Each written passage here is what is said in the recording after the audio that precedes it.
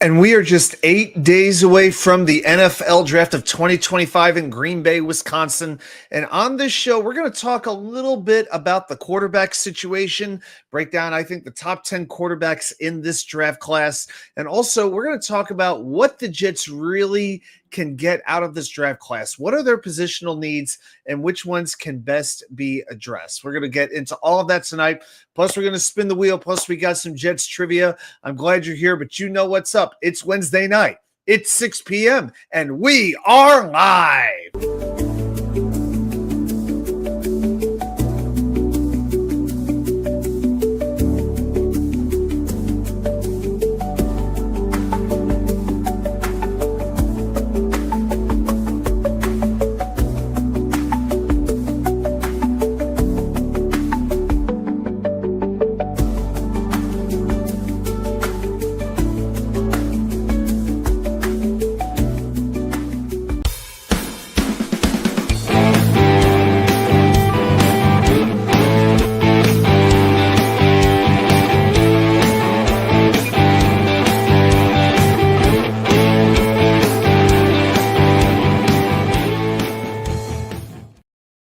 And welcome everybody to New York Sports WickerMedia. I'm your party host, Watu-K99, here for another night, Wednesday night extravaganza. Glad that you are all with me here tonight, whether watching live or on delay. I appreciate everybody's support. So I got a lot of Jet stuff to get into tonight, a couple different things, some news items that we want to talk about. We're going to spin that first round wheel. We got a wheel made up of different players the Jets might be picking next Thursday night. And remember, the wheel never lies. The wheel is never wrong, as we are learning. So we're going to do that a little bit later on. But before we get into all the Jets content, I got some things to say right now. I'm not going to spend too much time on the 3 and out as I usually do, but let's get into a couple of topics real quick. But first, a quick swig of water for the working man and woman. And hey, feel free to jump into the conversation. Leave a comment. If you have a thought, if you have a question, your opinions are welcome. Your thoughts are invited here, as long as they're somewhat reasonable, which mine are not always, from what I've been told. But anyway, so the NBA playoffs, well, the play-in games are going on right now, but the real playoffs start this weekend. Knicks, the 3 seed in the Eastern Conference, host the Detroit Pistons. This is going to be a tough night for me this coming Saturday night. I'm going to wear out the laptop and the TV. You got WrestleMania going on at the same time as the Knicks game. Oh my gosh, this is gonna test my attention span, no doubt about it. But I'll be doing a whole preview video on the Knicks Pistons series. That'll be up by Thursday morning, so be on the lookout for that. But for right now, I will say this. I think it's funny that I think about the Knicks fans' mindset more than anything, and how disappointed the fans are in the team this year, even though the Knicks won more games this year than they did last year. The Pistons are what the Knicks fans wanted the Knicks to be. That tough, overachieving sort of team that kind of came out of nowhere. But, hey, the Pistons won 14 games last year, and now they're the 6th seed in the playoffs. So all the credit to them. That said, I do have a good feeling about the Knicks in this series. Oh, and speaking of WrestleMania, if you are a WWE fan, I did post a preview video of WrestleMania this afternoon with predictions for every match on the card. Check that out.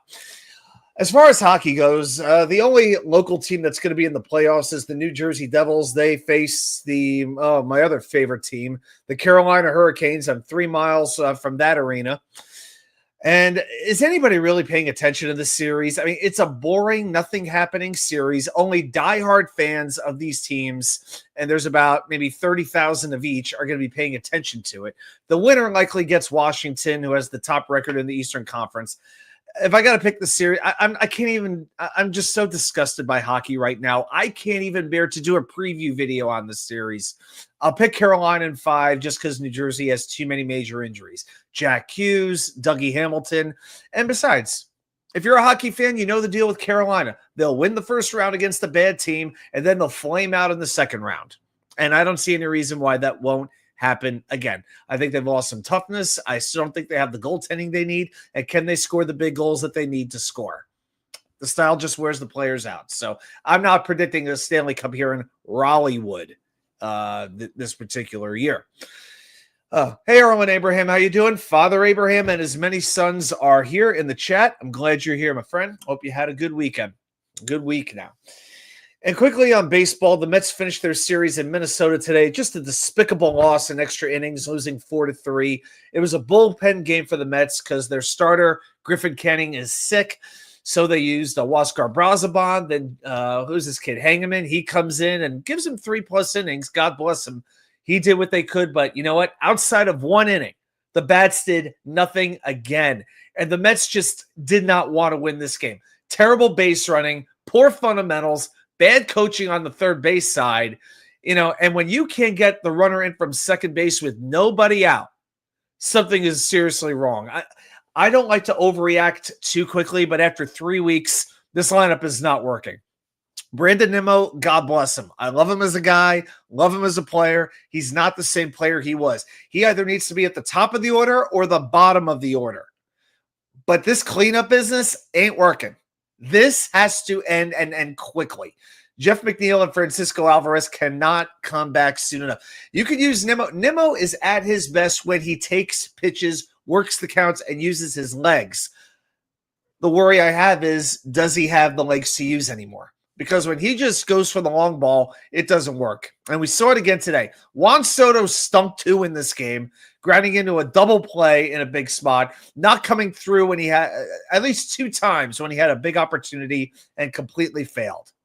So I am one pissed off Watch 2K99, right? This is the first game I've been legitimately upset about. Not just disappointed, shake it off. No, I'm ticked off they lost this series to Minnesota. A bad Minnesota team. Now back home, they play St. Louis for 4. They better win 3 out of 4 games against the stinking Cardinals, who are not good at all. Danger, what's up, my man? How you doing? It's the highway to the danger zone. Exactly. So, yeah. Yep. And I see we got a few other folks here in the chat as well. Thank you guys for hanging in there with us too. All right, well, let's get rid of the 3 and out because we got to get into some stuff right now. I think we need to change the background, don't you? Yeah, as a matter of fact, I got a special one here. I know it's a week away, but yeah, I got a little pick is in background here with the Jets logo back there. And everybody, this is the time of hope for New York Jets fans. I don't mean it's the year of hope, just the time of year, because this is the only time we're not really losing anything. So, hey, what the heck? Everybody say it with me, say it proud, say it loud, and let it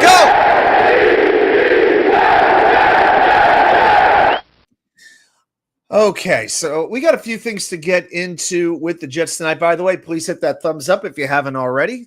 Very, very much appreciated.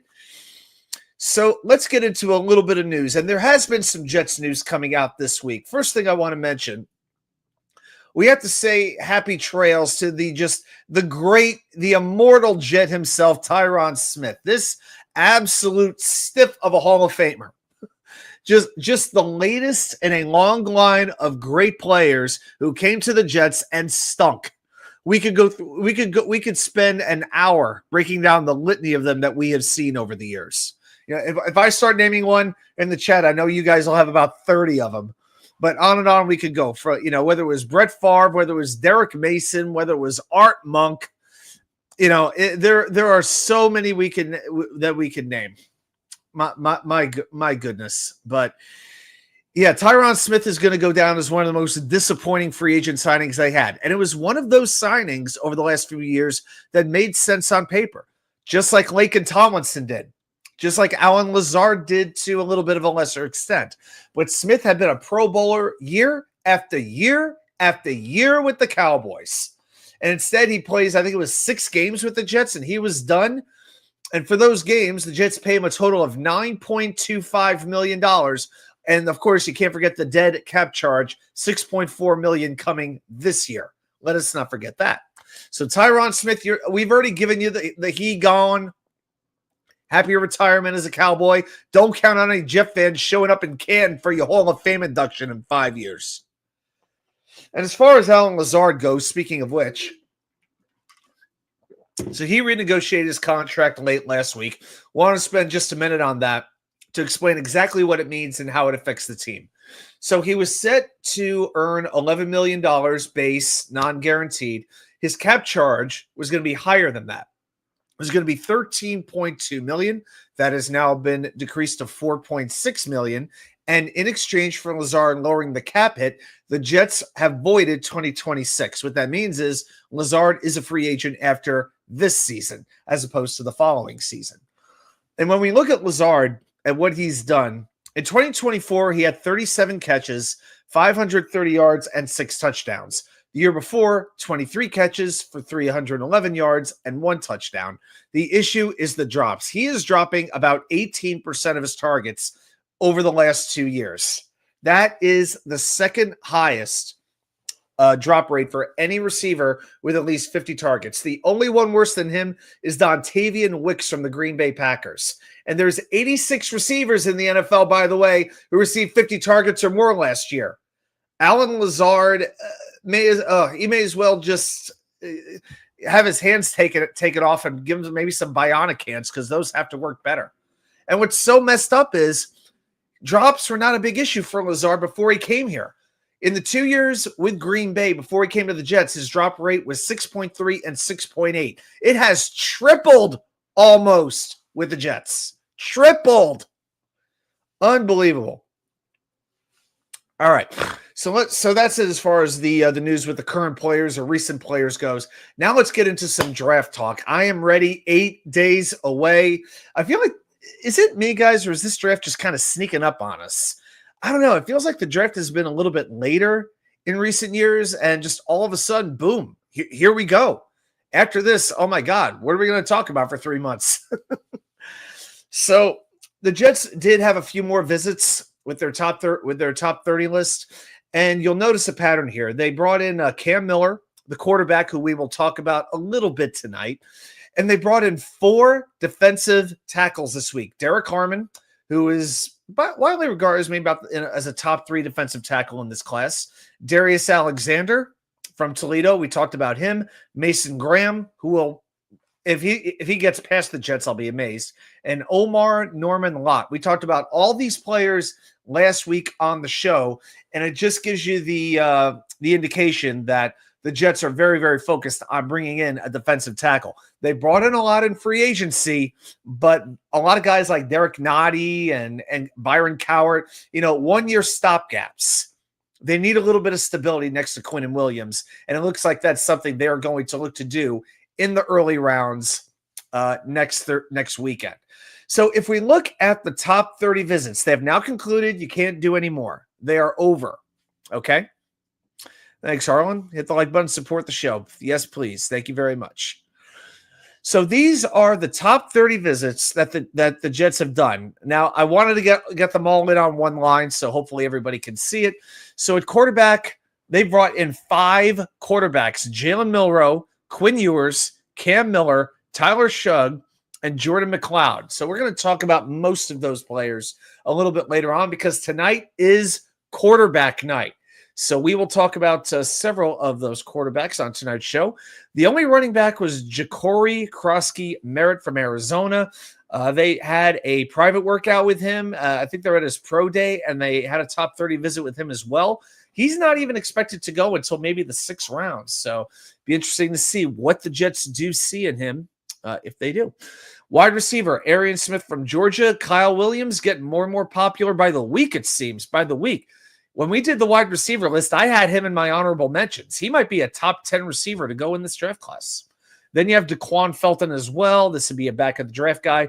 The only tight end they brought in for a top 30 visit, surprisingly, was Tyler Warren, who is the consensus number 1 tight end at this point. Had a private workout with him as well. They are really doing their homework on Tyler Warren to determine if he is somebody they would want to draft number 7 overall. I think the Jets are very confident Warren will be there at 7 when they pick, but is he worthy of that first round pick?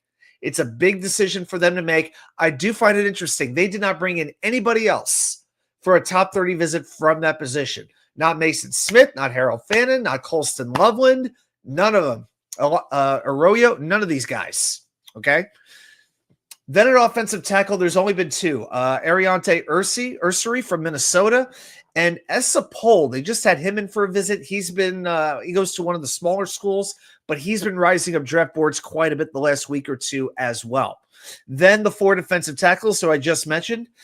Graham may indeed go before the Jets are on the board. And if he does, I think it's going to be Jacksonville at 5. That's the team I'm worried about with Graham.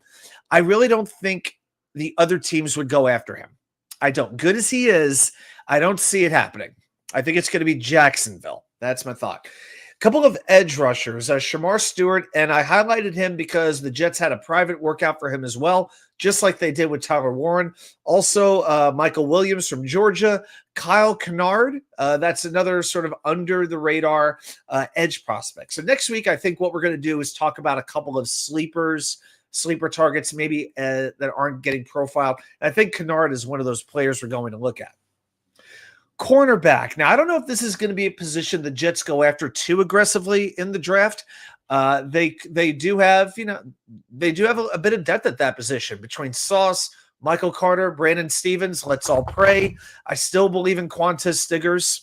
After 1 year, I think he's got some raw ability, but you could always add somebody there for a little bit of depth. So they have brought in Maxwell Hairston and the amazing name of Roger Longerbeam. Fantastic name, Roger Longerbeam. I'm glad his first name isn't Richard. And then at safety, you've got Andrew Makuba. I'll tell you what, how good are the Texas Longhorns? You go through that whole list of Longhorns. It is one Longhorn like projected to go in the top 3 rounds after another. Makuba, Collins, Golden. We on and on we could go. Quinn Ewers a little bit later down the road. But, man, Texas is producing some good players.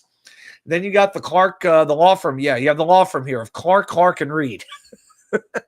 Dean Clark, Jordan Clark, who barely anybody had heard of, and Jalen Reed as well. So those are all the players the Jets brought in with their top 30/local visits. So keep those names in mind that these might be players that they are going to target between Thursday, Friday, and Saturday.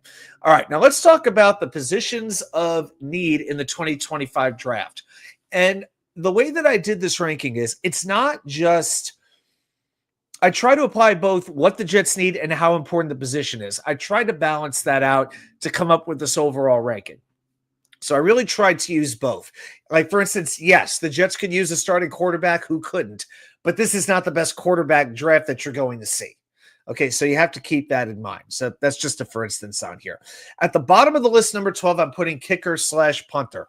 Now, I would like to see more than a competition between Greg Zuerlein and Anders Carlson. All right, I would like somebody else to be here next year, but there have been plenty of undrafted kickers over the years who have turned out to have very good NFL careers. I will say the 2 kickers I would target are Andres Borregales and Ryan Fitzgerald. I would like to see one of those 2 kickers in camp with the Jets. So I'm putting kicker punter at the bottom because you don't need to use a draft pick to get a good one. Number 11 is going to be running back. Now, the Jets have 3 good running backs, all young. I could see a late pick maybe, like the player from Arizona that we just talked about, Krosky Merritt. We know the position is very limited in terms of longevity. And you could tell me the Jets running game wasn't great last year. I agree. But I put a lot more of that on the scheming, on the coaching. Remember, the Jets had the worst blocking tight ends in football. 63 blocking tight ends last year. Conklin finished, I think it was 73. Conklin was like 67 and Ruckert was 72. Okay? When you can't block, running backs don't have holes to run through. Unless you're like freaking Christian Okoye or Jerome Bettis in his prime running people over. Okay? The one thing I will point out about running back, Breece Hall is a free agent after this year. That is one thing that we do have to consider. And are the Jets, who have to extend several players who were drafted in the first round, do they give Breece a contract? And what does that contract look like? Does he hit $10 million? Not many running backs get to do that. But if he would take like $6-7 million a year, I would say that's fantastic, especially as the cap keeps going up. But somehow I think it's going to take closer to 10 to retain Breece. But you know what? With hopefully competent coaching, let's see what happens. Harlan, talk about the kicker from Michigan. See, we've had talks about some of the kickers out there, right? Yeah, I'll do a quick aside for you. It's okay. And I've had some trouble finding the Michigan kickers, but yeah, Borregales, Fitzgerald, Ben Sauls from Pittsburgh. Yeah, those three are ranked very highly. I'm looking at like one website, the top 5. Now I got one from Texas Tech. I got one from Arizona. Yeah, it's really, to me, it's Borregales and it's Fitzgerald. Ben Sauls too, if you really want to go there. So I don't know. Hey, Tony Alexio, how you doing, man? Hope your week is going fantastic. Yeah, 2 days away from Good Friday and 4 from Easter for those of us who celebrate. So, yeah, so running back, if you want to pick somebody up as an undrafted free agent, then that's fine, but no need to use a draft pick on that particular position. Number 10, I'm going to put at linebacker. So we have Quincy Williams here. We have Jamian Sherwood here. Jamian, of course, re-signed to a new contract. Quincy's deal is coming up, though. Now, linebacker is not the most important position on the field. If the Jets didn't have other positions of need that were more important that had to be addressed, I might rank this a little bit higher. But for right now, you have a very, very good 1-2 punch at that position. And really nowadays, 2 linebackers is all you really need on the field in most situations. Let's go to number 9. I'm going to talk about interior offensive line. Now, the Jets at center, you've got about as good a 1-2 punch as you could want if that's the way it works out with Joe Tippmann and Josh Myers behind him. There's still the rumors out there that Josh Myers will come in, play center, Tippmann goes to guard, and AVT goes to right tackle. I'm not ready to believe that just yet. I'm just not buying it. I know the Jets are keeping that very quiet, and they could still end up doing it. But if they did bring Myers was Fields' old center at Ohio State, that does give me a little bit of pause here. It does give me some pause. But I like Tippmann a lot. Only thing that worries me with him really is his snapping. And Simpson and AVT are excellent in guard, but their deals are up after this year. You might want to draft somebody in the 5th, 6th round for developing. I don't know if Simpson would stay. I like him. I like him a lot. I think he is I like his toughness. He's sort of that mauler. He has a good presence on social media, which shows me that he wants to be engaged with the community, that he cares. There's something about that I like. I just like that about Simpson. You know, a very sneaky good free agent signing he was. The Joe Douglas critics will always ignore John Simpson as being a good signing. Just saying. And AVT, hey, he just gets better and better, especially pass blocking. If his run blocking could develop a little bit more, you'd be looking at a Pro Bowl level guard.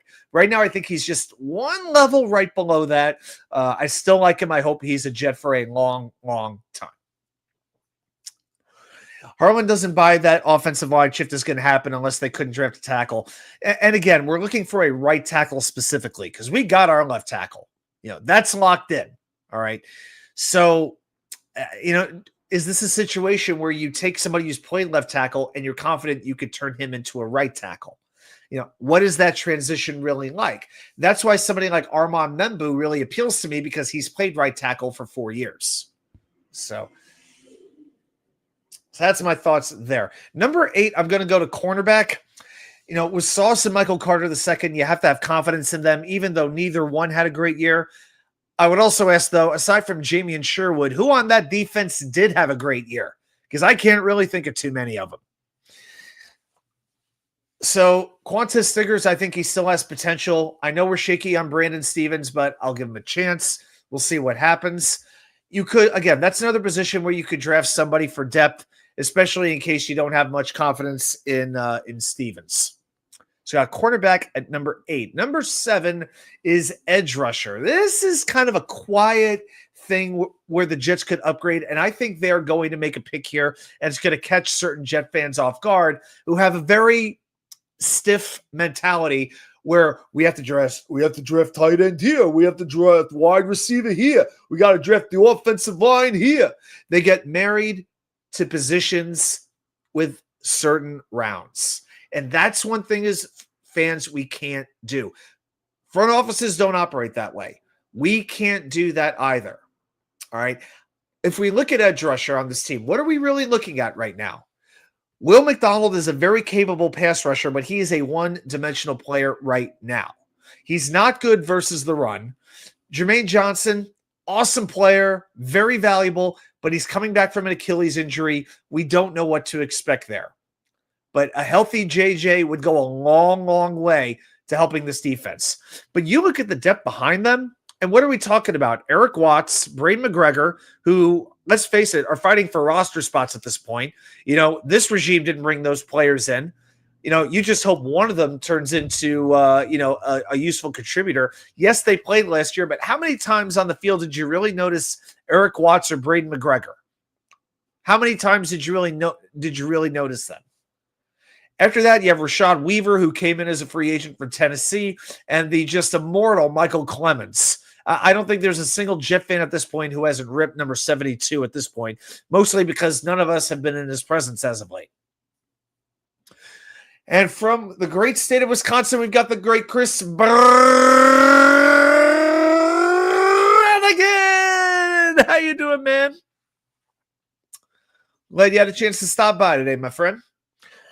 All right, so edge rusher I've got at number 7. That leaves 6 positions left. So this is the halfway mark of the list.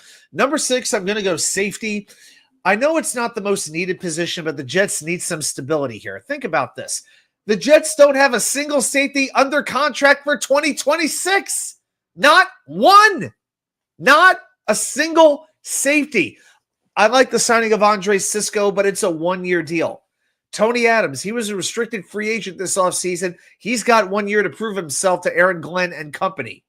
Now, you can work around not having a lot of great safeties, but I got to admit, I would not mind using a day 2 pick on one of those safeties. Or if you want to get crazy, if you could trade down, a couple of spots, and by a few spots, I mean about 10 spots into the teens, low 20s. You know how much I love Nick Emenwari from South Carolina. Love him. I don't think it's a situation where I don't think the Jets are going to draft a safety in the first round. I don't think Darren Muji is going to have the stones to do it. But if they could find a way to get Emenwari on this team, I'd be a happy watching K99. So, yeah, safety has to be figured out. I think it would be a good idea to use a pick in a safety who you think could be around for a couple of years, because I don't want to start all over at safety next year. All right, position 5. I'm going quarterback in this spot. I know the Jets don't have their long-term quarterback. I know we don't have our Allen. We don't have our Mahomes. We don't have our Burrow, whatever else. Justin Fields is a fine placeholder for 2 years. If the board works out in a way where you can get a quarterback and you aren't reaching for him and you believe in that quarterback, then great. But don't stretch a pick for a quarterback in a year that is not a good class. Last year was very good. Next year looks very good too. This year doesn't right now. It really doesn't. This is not the year to go out and get your franchise quarterback.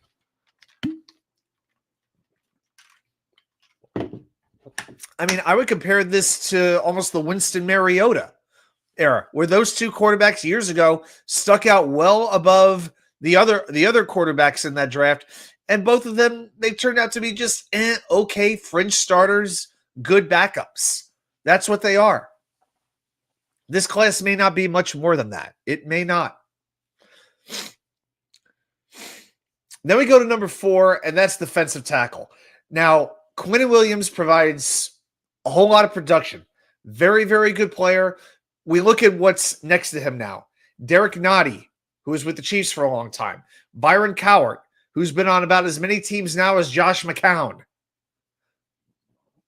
Leonard Taylor. A lot of us like Leonard Taylor. He's a decent player. Hopefully he can grow, but you can't count on him just yet. Jay Tufele, Fedarian Mathis. I got to tell you, of that group, I think I'd put Mathis right up there. I put him up there with as much as anybody. But the fact that the Jets brought in 4 different defensive tackles this week with top 30 visits, it tells me they are really planning to address this position. If they don't address defensive tackle in the first 3 rounds, I'll be very, very surprised. I think that is a position that is a key priority for them. I can see a situation where they don't go wide receiver right away. I can see a situation where they don't even go tight end right away. I can't imagine they go past round 3 and we don't have a new defensive tackle playing next to number 95. And then we go to number 3, and it's going to be tight end. Now, I know it's hard to find a difference maker at tight end. I understand that. But for this offense, it's huge. An offense that's probably going to be based on running the ball, RPOs. You need tight ends to throw the ball to and to block.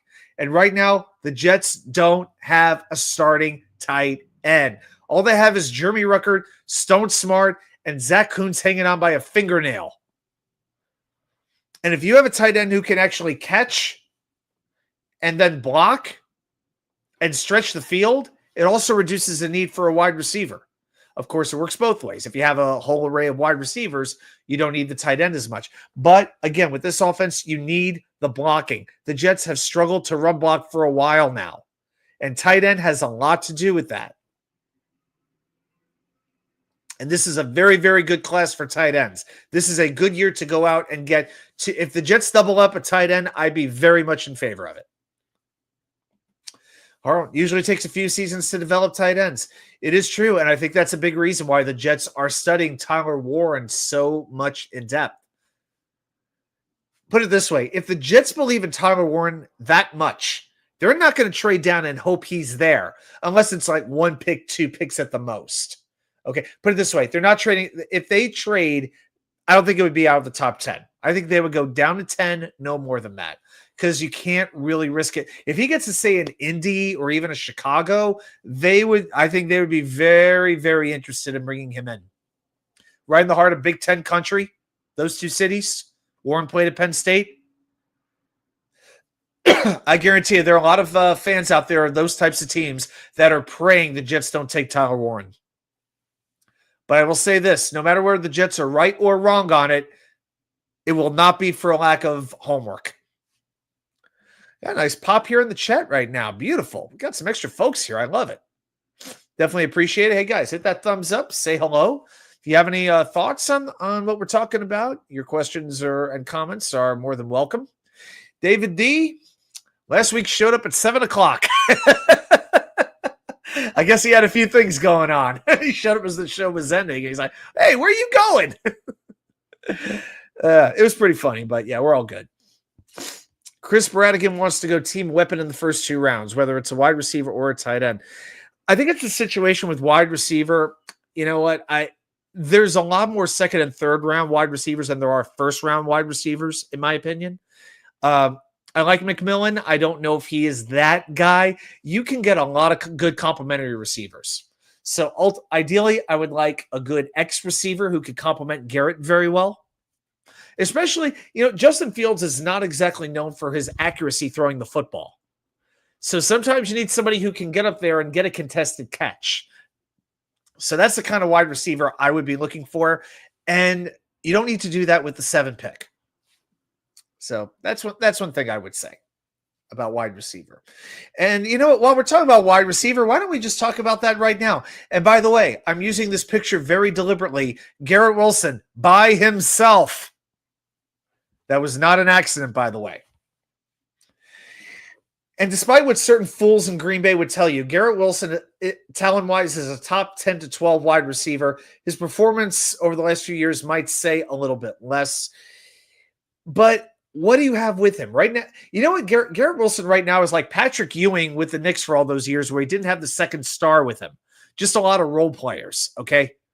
With all due respect to Oakley, Starks, Mace, all those guys, you didn't really have that go-to guy. You got a couple of number 3-ish wide receivers in Josh Reynolds and Alan Lazard. Malachi Corley, God bless him, is a complete unknown, though I still think he can be good. Xavier Gibson, I'm not counting on anything from him. And I don't see a true number 1 wide receiver in this class. I see a lot of nice, effective ones. So I think wide receiver, you go after that 2nd, 3rd, maybe 4th round, one of those picks. I don't know if I would. I don't want to take McMillan at number 7 overall. And I don't think many people are expecting him to go number 7 overall. Danger. If we like OT 3, 4, and 5, then we need to go weapon. If we don't, we go offensive tackle, in my opinion. Okay, so if you like the tackles pass like Connerly and Ursary and these types of guys. Okay, Simmons, I think, is another one. Yeah, I think it's just one of those situations. You just take whichever player in those positions of need that you like the most and see who's there later. Because the bottom line is this: they know they can't miss on the number 7 overall pick. They can't miss on that first draft pick. They need a plug and play guy immediately. So wide receivers at number 2. So what's at number 1? Yep, you got it. It's right tackle. Hi, Carter Warren. How you doing over there, buddy? I think about this offensive line right now. Olufashanu, John Simpson, Joe Tippmann, Josh Myers, Elijah Vera Tucker. And then ... Max Mitchell, Carter Warren, and Emeka Okorafor. They may as well bring back Wayne Hunter at this rate, okay? If the Jets control the line of scrimmage, it unlocks everything else. And again, for an offense that I think will be predicated on running the ball, you can't have a good enough offensive line. I could deal it with a situation where receivers struggle to get open and Fields is holding the ball for a while and eventually he takes off and runs. What scares me is if they can't protect Fields or open up holes for the running game. So that's where I stand on that. So I got right tackle as my number 1 need to address because I just don't trust what else is on this team right now. Harlan likes Connerly from Oregon. Yep, a lot of people do. I like Connerly myself. Yeah. There's a lot of very good tackles that you could get. But again, are they more suited to play left tackle, right tackle? What are we looking at? So, and if the Jets are indeed sold on Membu, then I think I'm just running right up there with the card. It's hard for me to imagine it being anything other than Membu or Warren. I think when we get to about the 3rd-ish round, we are going to start seeing some picks. There is going to be, you all know this, right? With a new GM where we don't really know his tendencies. We don't necessarily know what he's looking for. Like, it's easy to say, we want speed, we want size, we want toughness, we want winners. We want all these things. But there's going to be at least one player they pick, and we're all going to be like, who the hell is that? It's going to happen. It's going to happen. There's no way that it won't. Where we'll have no idea, or we'll draft like an edge rusher in the 3rd round, and there'll be certain people that's like, but we didn't get a wide receiver yet. That kind of thing is going to happen. So all I'm saying is be prepared to be shocked by at least one pick with a guy that we're not talking about. Okay, so let's do this. Let's go to our other thing that I want to talk about tonight. Wow, 6:30. All right, we're going to make this a little bit of a later night. That's fine with me. The top 10 quarterbacks in the 2025 draft. So some general managers have the belief that every year you draft a quarterback no matter what, just in case. Hey, look at the Patriots. Drafted Joe Milton, now they traded him to Dallas. Albeit for not a whole heck of a lot. But they did. Sorry, guys. A little frog in the back of my throat. If I had to pick for Muji, would I rather be patient or aggressive this year? I would rather... I hate to say it all depends on how the board falls, because that's sort of the cop-out answer. I don't feel like this is the year to trade up. I think the Jets need to fill a number of spots, and I want to take as many shots at that as I can. So, and the more I think about it, I don't expect a lot of trades. I really don't, because I don't know in what situations a team is going to want to trade up for the 7 pick. Maybe New Orleans would come up a couple of spots for Shadur Sanders. I don't think that's impossible, especially with Derek Carr. Very possibly missing next season with a shoulder injury. Because remember, it's very easy to say trade down, but it takes 2 to tango, and there has to be a player worth trading up for. And usually the years when that happens is when the quarterback class is really, really deep. It's not this year. So I don't really have expectations of a lot of early trades. So that's my thought, Deans. Membu may not be on the board when the Jets are up. Most mocks that I've seen, he is there most of the time. Some of the simulated drafts, and I think we'll do a mock draft a little bit later on tonight. That's about the only time I see Membu going is very, very early on. It could happen. Yeah, Chris wants to be patient. Harlan, you better get value trading down. Yep, you better. You better. I mean, I'd rather have, do you want one pick that's higher or two picks that are lower? It's crazy.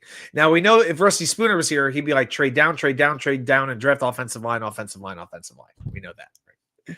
All right, so let's talk about some of these quarterbacks. A couple of honorable mentions here that I want to talk about. Curtis Rourke from Indiana, 6'5", 223 pounds. So let's break down a few of these guys. He's played 44 games in his career, 44 starts, very accurate, good decision making.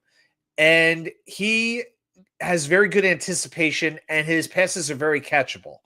And he also has the mobility to move the chains with his feet when he needs to. Very good stats this year: 27 passes to 4 touchdown passes to 4 interceptions. There is a good chance he's going to get some interest early on day 3, maybe about round 5, somewhere in there. What he needs to do, though, is read his progressions better. Too often he gets stuck on his first read or second read, and sometimes he misses other open options or he winds up under pressure. Doesn't that sound like a perfect Jet quarterback?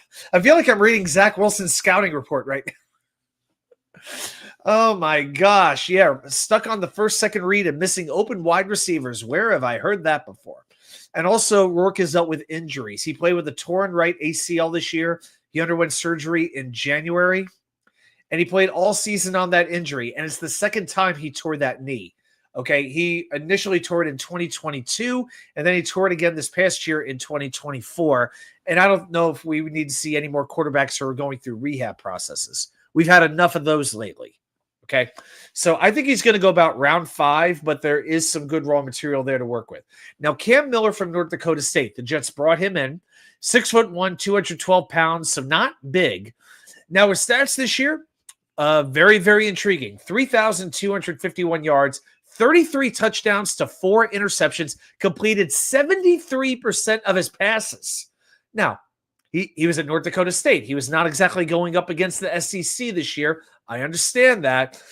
But from a clean base and pocket, he has really, really good zip, accuracy, good touch on his passes. He's got that slipperiness inside the pocket to avoid the pass rushers. He extends plays well. And good leadership, good toughness, winning pedigree.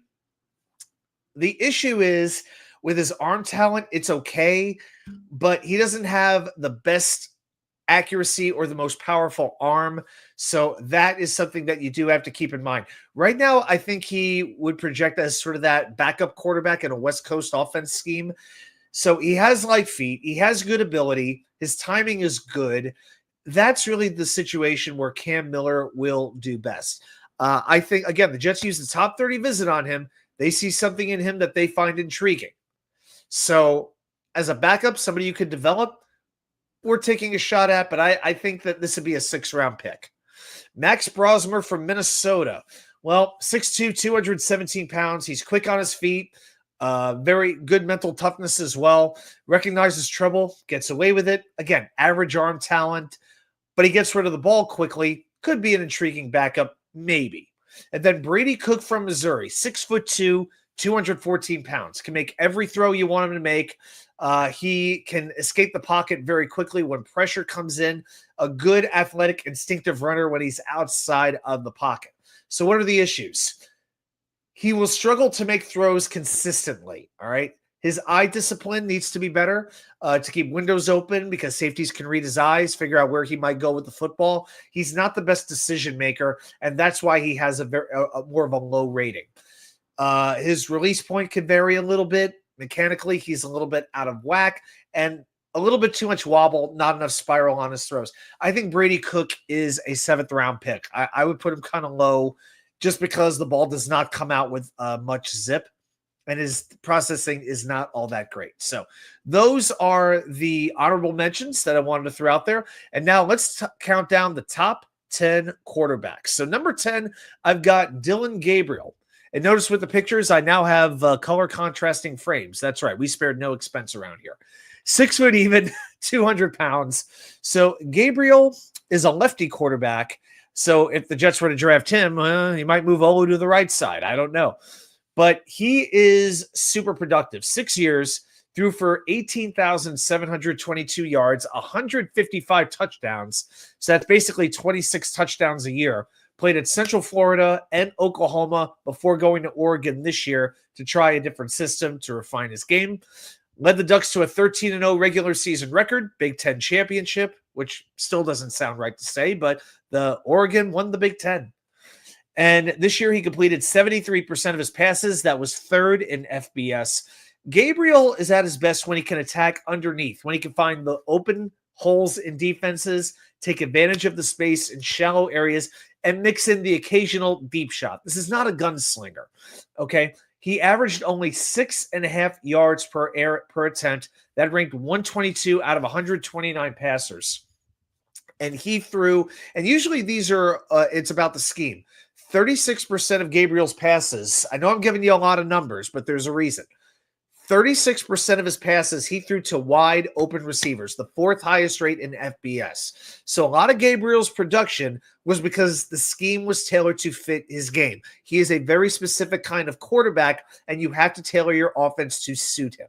Okay, he processes defenses quickly. He is a good West Coast quarterback. He can make plays on the run, but without the arm strength and being undersized at 5'11", it's going to hurt him.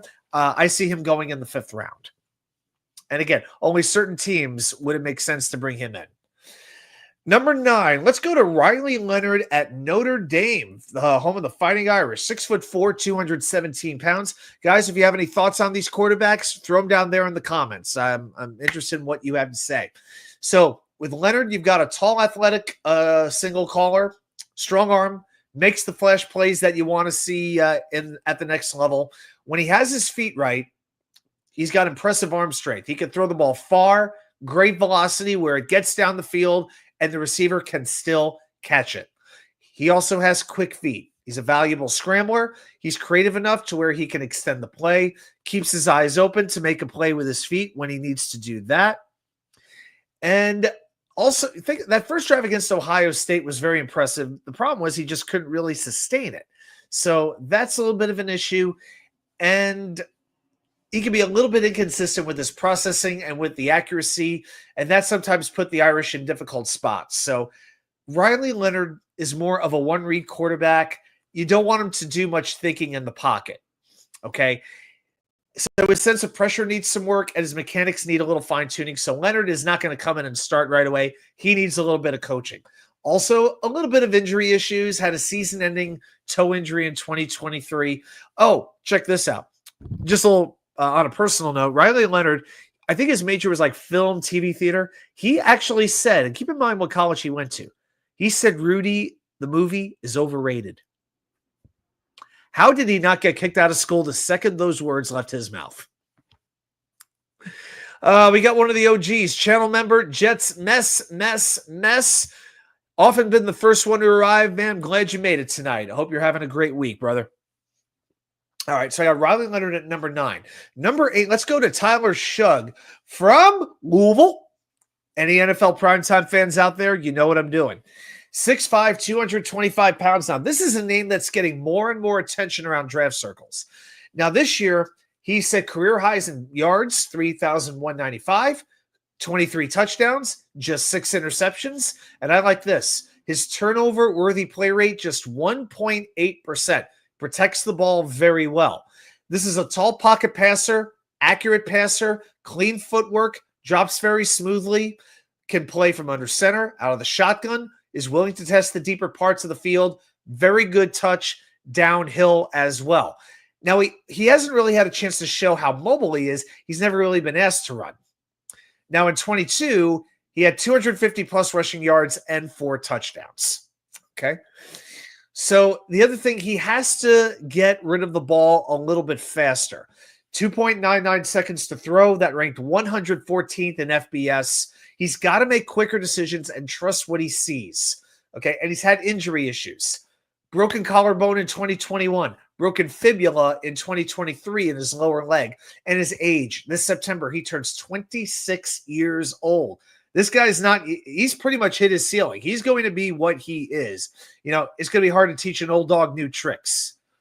All right. So Shug would be an interesting quarterback to bring in as well. And it looks like Chris and Danger are the Notre Dame and the Oregon fan, respectively, not a fan of their respective quarterbacks. And yeah, that's why I have them kind of low. But I've got Shug going 5th round. Yeah, just both limited. Both give you their strengths, but they both definitely give you their weaknesses as well. So yeah, again, if we're drafting like 5th, 6th round, we're not expecting you to be a starter. All right, certainly not anytime soon. But Tyler Shug, I'll put it number 8. I thought about putting him. I kind of struggle where to. 8, 7, and 6 to me were all pretty close. But number 7, I think I'm going to surprise some people here. Just want to say a quick hello to the great Scott Foster, the traveling man. There you go. All right, let's go to number 7. Now, some people might have this particular quarterback a little bit higher, but at 7, I've got Quinn Ewers from Texas. Now, I know some people have done some videos lately about the Jets having interest in Ewers, that they've been kind of breaking him down. Well, let's talk about it.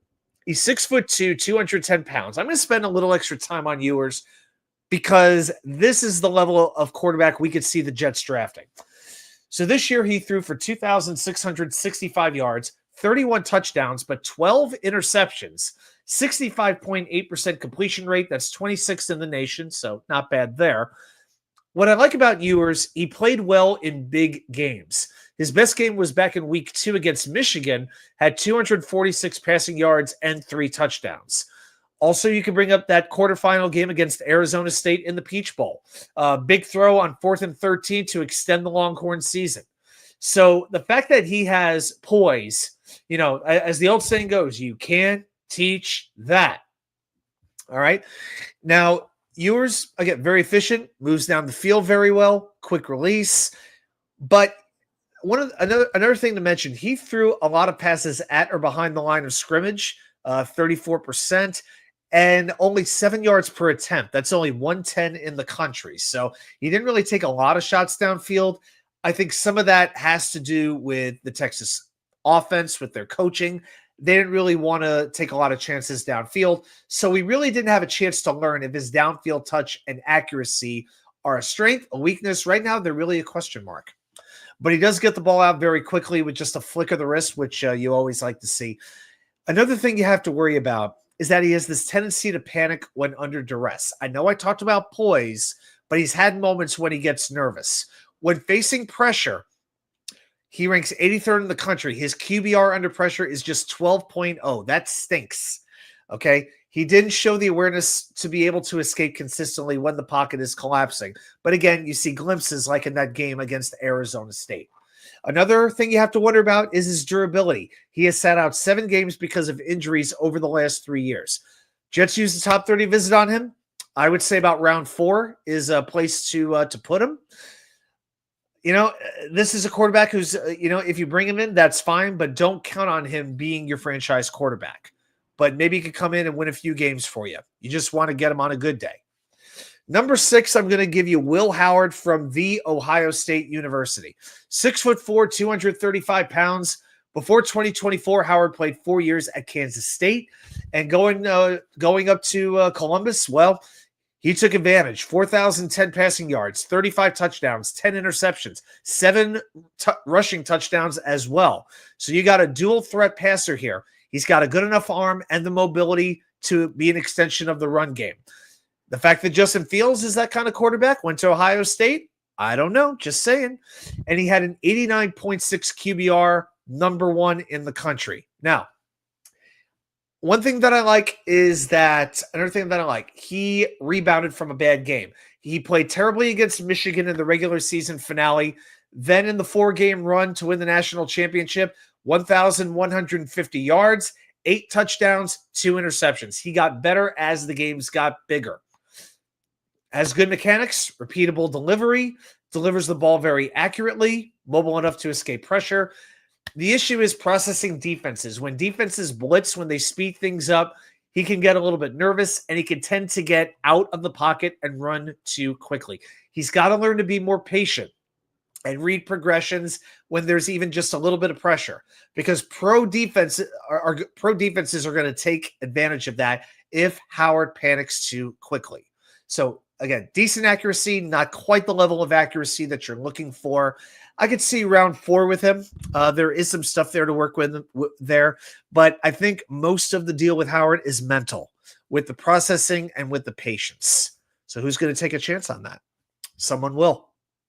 Now we get into the top 5, and it takes a little bit of a jump for me here with Kyle McCord from Syracuse. If I didn't know better, I would think that's Baker Mayfield in a Browns uniform there. Oh, my gosh. But anyway, in that picture. But this season, McCord threw – exactly. Scott said you're sounding like you're talking about Fields. Exactly my point. Exactly my point. It's pretty funny. And they both went to Ohio State. What are they coaching out there?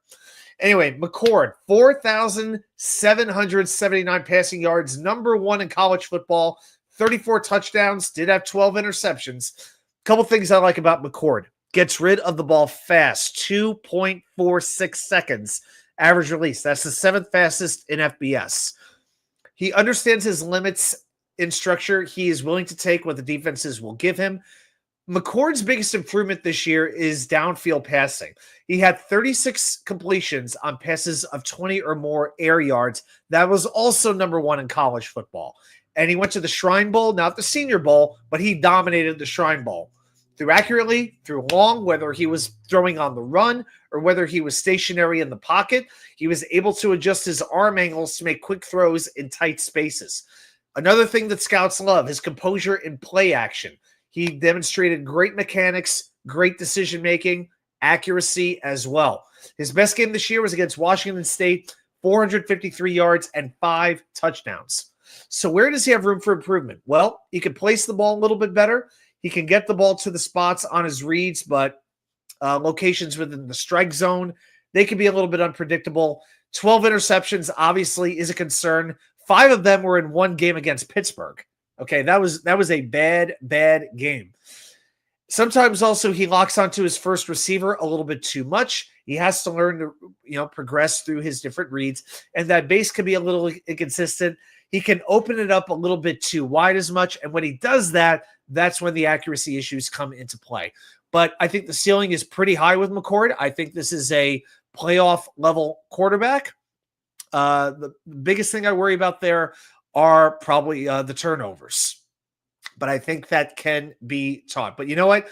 I could deal with Brett Favre. I could deal with like 4 interception if it means 2 touchdown passes. So I'm thinking McCord in the 3rd round. He could go in the 4th round as well. Harlan thinks so as well. But you know what? If the Jets had a chance to take him maybe with a late 3rd round pick, if they traded up to get him in the 3rd round, I wouldn't hate it. But I don't know. I don't know. I don't know if I quite see it happening for him and the Jets. Don't know. So, but McCord is one of those very intriguing prospects I'll be watching. See how it goes. Number 4, Jalen Milroe from Alabama. Now, the Jets have brought him in for a visit as well. 6'2", 225 pounds. I would say probably the X factor of this class. 13 games this year. Threw for 2,844 yards, 16 touchdowns, 11 interceptions. He did add 726 rushing yards and 20 rushing touchdowns. Wow. A 78.4 QBR, 8th in the country. So Milroe will give you a very strong arm. He's a very competitive runner. He's been showing more patience lately, and I like that. He's not scrambling as soon as pressure hits like some of the other ones that we've talked about. He's proficient on his deep passes, and during the Senior Bowl practices, he had multiple accurate throws down the field. When he's feeling confident, he could take a game over. Daniel Jeremiah called him an elite runner comparable to Trent Richardson, just with the ability to throw a ball. So that may be good, that may be bad. I don't know. But the biggest question I'd say with Milroe is he gets a little bit uncoordinated at times. He has to merge the footwork to hit release to, his throwing release on underneath throws. Sometimes he's a little bit uncoordinated, so he has to learn to refine those mechanics. And sometimes he takes a little bit too long to get the ball out, where he has to, make pre-snap reads and execute. His time to throw is 2.8 seconds on average. That's 92nd in the country. Okay, so he still has some pre-snap mechanics and some refinement that has to happen. All right. So again, we have a quarterback with a lot of potential, a lot of talent, but some processing issues. I see Milroe going in the second round. Could possibly slip to the third, but I think second round is the most likely spot for him because, again, it's a quarterback, and teams are going to take shots on quarterbacks. And it actually is pretty funny. You got danger zone. Milroe is my choice. Harlan, let another team pick Milroe. See, that's exactly what I'm talking about right there. The X factor. All right, so then we go on to number 3, and it's going to be Jackson Dart from Ole Miss. Yeah, the final rankings here I don't think are going to shock too many people, but 6'2", 225 pounds. This year threw for 4,279 yards, 29 touchdowns to 6 interceptions, 69.3 completion percentage. 4th straight year the completion percentage has improved. I like improvement. And it's funny, Dart's actually been kind of rising up the draft board since the season ended. So what Dart gives you, he's a fluid thrower. He has the arm strength to attack any part of the field. He can stretch the ball vertically. He is averaging 11.1 air yards per attempt. That's 5th in FBS. He gets the ball out quickly to the perimeter. And I don't know how I'm going to skip that stat. I don't want to overstat us here. But one of the concerns that scouts have is the fact that his coach was Lane Kiffin. There have been questions if Lane Kiffin's offense prepares quarterbacks for the NFL because Kiffin knows how to get receivers open. 34.2% of Dart's throws this year were to wide open receivers. Okay, so Dart hasn't had to throw a lot of balls in contested catch situations. He has a good arm, maybe not elite, but very good. He can run a little, but he doesn't have an elite athleticism. He's sort of that jack of all trades, master of none situation. Okay, but PFF, I want to mention this. I want to read some of the PFF said. They listed Dart as the best possible quarterback for the Jets. I'm going to read. This is a quote I'm going to read. If a quarterback does slide to them, Dart is the most likely option, and he'd be a great fit for Aaron Glenn and Tanner Engstrand. Engstrand spent the last 3 years as the Lions passing game coordinator and helped design one of the league's most effective play action and RPO offenses, an approach that would complement Dart's skill set perfectly. Over the past 2 seasons, Dart has been the most effective play-action passer in the draft class, leading the group with a 93.8 play-action passing grade. And okay, and that's all we really need to see there. They give you a few more stats, but I'm not going to get too deep on that. But I think Dart. There have been mock drafts where Dart went number 7 overall to the Jets. There have been some where he goes, with that second round pick, maybe in the top 10 picks in the second round. If he were to drop to the second round and the Jets don't have to trade him to get him, I'd take the chance. If you believe in him that much, if they believe in him, they could do it. Because if that's the kind of quarterback that Glenn and Engstrand have the confidence they could develop him, then you take your chance on him. So who knows? Number 2, I'm going to go Shedeur Sanders from Colorado. Again, we got the Colorado Gold, so we turned the font to black on that one. 6'2", 215 pounds, a true field general, a polished pocket passer. His game is all about his intelligence and his placement of his passes. Tough in the pocket, great field vision, again, accurate thrower.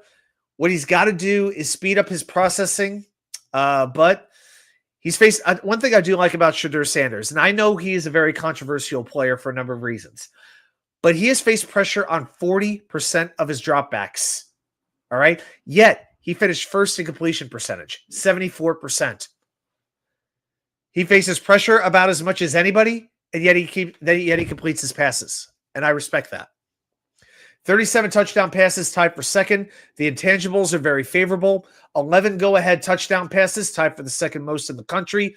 As the moments heighten, his heartbeat remains the same. The confidence is what excites the scouts. Here's the issues. He plays superhero too much. He averaged 2.96 seconds before throwing the season. 1/10 in FBS. Sanders has to learn to stop taking sacks.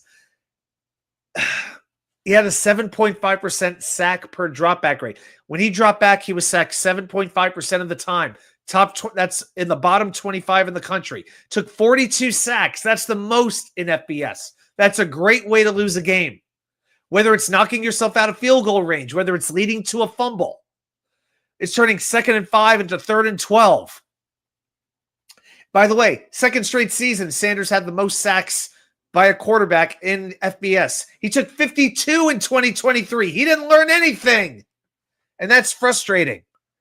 So what you have here, you don't have a true run threat. You don't have the biggest arm, but you got an accurate arm. You got a lot of confidence, but maybe too much confidence. There's a fine line, guys, between confident and cocky. And I wonder if Sanders is a little bit too close to cocky than confident. He's going to go in round 1, but I got to tell you, let the Saints or somebody like that take him, because I'm not sure this is the quarterback I want on the Jets. I see what Daniel. Let Sanders keep the same uniform colors. Exactly. If I told you this was Saints gold, a lot of people would probably believe me, right? Sharon, not too big on Dart or Sanders. Stay away from the dartness. The dart. Would that be a Sharon? With that, Sharon, will you be taking a darkness retreat?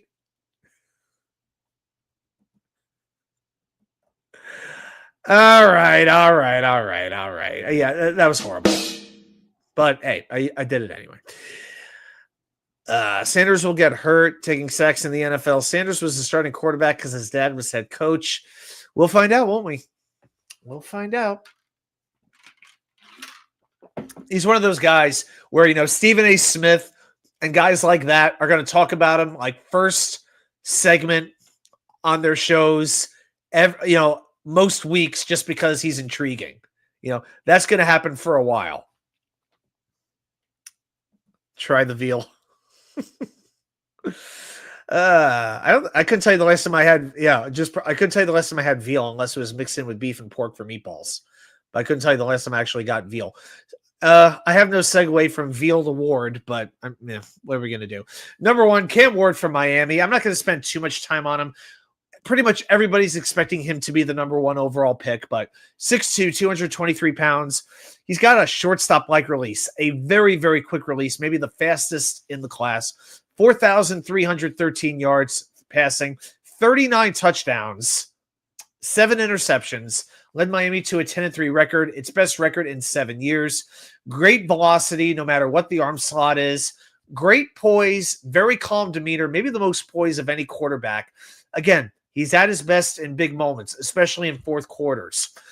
In fourth quarters this year, had a 93.3 QBR, had comeback wins against Virginia Tech, against Cal, threw 238 yards in the fourth quarter alone against the Golden Bears. Still a bit inconsistent in his decision-making. He has to learn to control the careless plays, and sometimes those can lead to turnovers. He had a pick 6 against Cal. That's a prime example, but bottom line, he's going to Tennessee, number 1. I can't imagine any other way. What if you like lamb? I know it's a Jets mess, but I'm a lamb guy. I'll be making lamb for Easter. Yeah, I'll be making leg of lamb for sure. That's right. Yeah, we got this. I got this recipe that's based in Australia with a little bit of orange in the sauce, a little rosemary, some fresh mint, a whole bulb of garlic. That's right, a whole bulb of garlic. The right way. You know what I'm talking about? So, yeah, so we'll be doing that. Put some vegetables down there on the bottom of the roasting pan, some potatoes, some onions, maybe one or two other things, maybe some sweet potato. I don't know, but definitely the roasted potatoes and onions will be in there. You can definitely count that. Probably some carrots also. Carrots are great roasted. Scott Foster, not a lamb guy, but that's okay. I'm a big lamb guy. Give me the lamb over the ham any day of the week. So I go lamb. I don't go ham.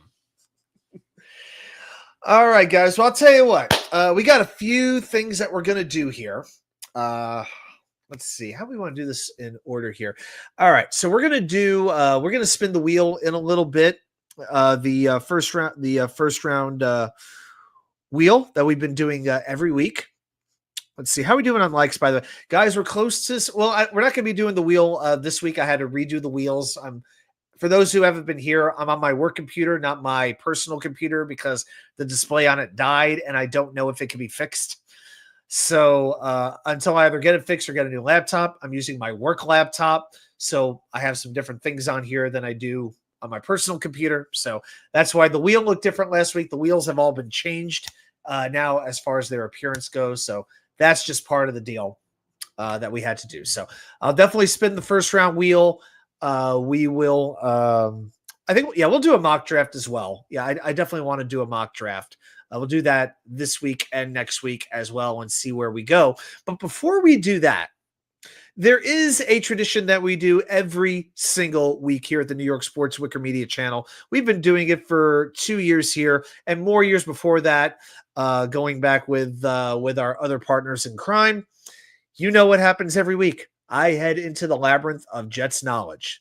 I bust open the books. I pull up the websites. I dust off the Encyclopedia Britannica. And I, Watch2K99, challenge you, the most loyal fans of the most loyal fan base in all of the NFL. Just how much do you know about your and my New York Jets? So if you are ready, and I expect you to be ready this week, counting on you all, let's play Jets Trivia.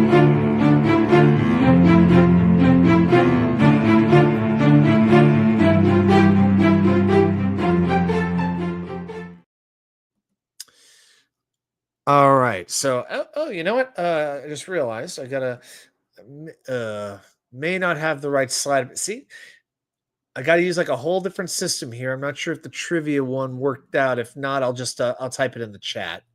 Either way, we'll make it work.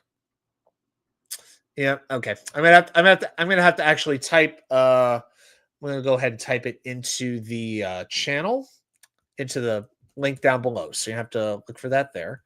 And I guess maybe I'll pin it or something. So sorry about that. All right. So the last couple weeks, I've given you some pretty tough ones. Name the 2024 Jets who played at this college, and those turned out to be some pretty difficult questions. So I decided to do a draft-related question, but make it a little bit easier. At least I think this one is a little bit easier. So your question tonight goes like this. And by the way, your 5 minutes start right now. Name the only 2010 Jet who was drafted by the New England Patriots. And I'm going to star that so it stays there. Name the only 2010 Jet drafted by New England. Only asking for one name this week. That's it.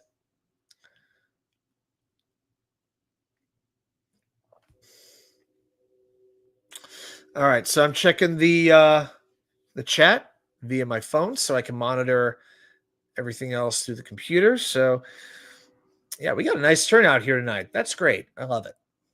Appreciate you guys spending your Wednesday night with me. I'm glad to spend it with you all. Danger Zone goes with Brandon Moore. Is it okay? Well, he knows that's one of my favorite players, but is it Brandon Moore? Brandon Moore was undrafted. From the University of Illinois. Brandon Moore was an undrafted free agent. So that would be a no. Chris Bradigan thought Dane had it, but no. Brandon Moore was never drafted. Harlan Abraham says Curtis Martin. Is it Curtis Martin? No, Curtis Martin was not on the Jets in 2010. His career was over by then. David D with the $2 super chat for a new computer. Thanks, man. I appreciate it. I do appreciate it. At the very least, it'll have to get fixed. And to get those freaking things fixed, it's like $80 just to send it in. I honestly think my best bet, I've got everything pretty much saved. I think my best bet is just to get a new one. So, and there's always deals. Like at Costco, I can find a good deal. So I'm not too worried about that. But I definitely appreciate the help. Okay, guys. Only asking for one name, the 2010 Jets. So we're talking Rex era here now.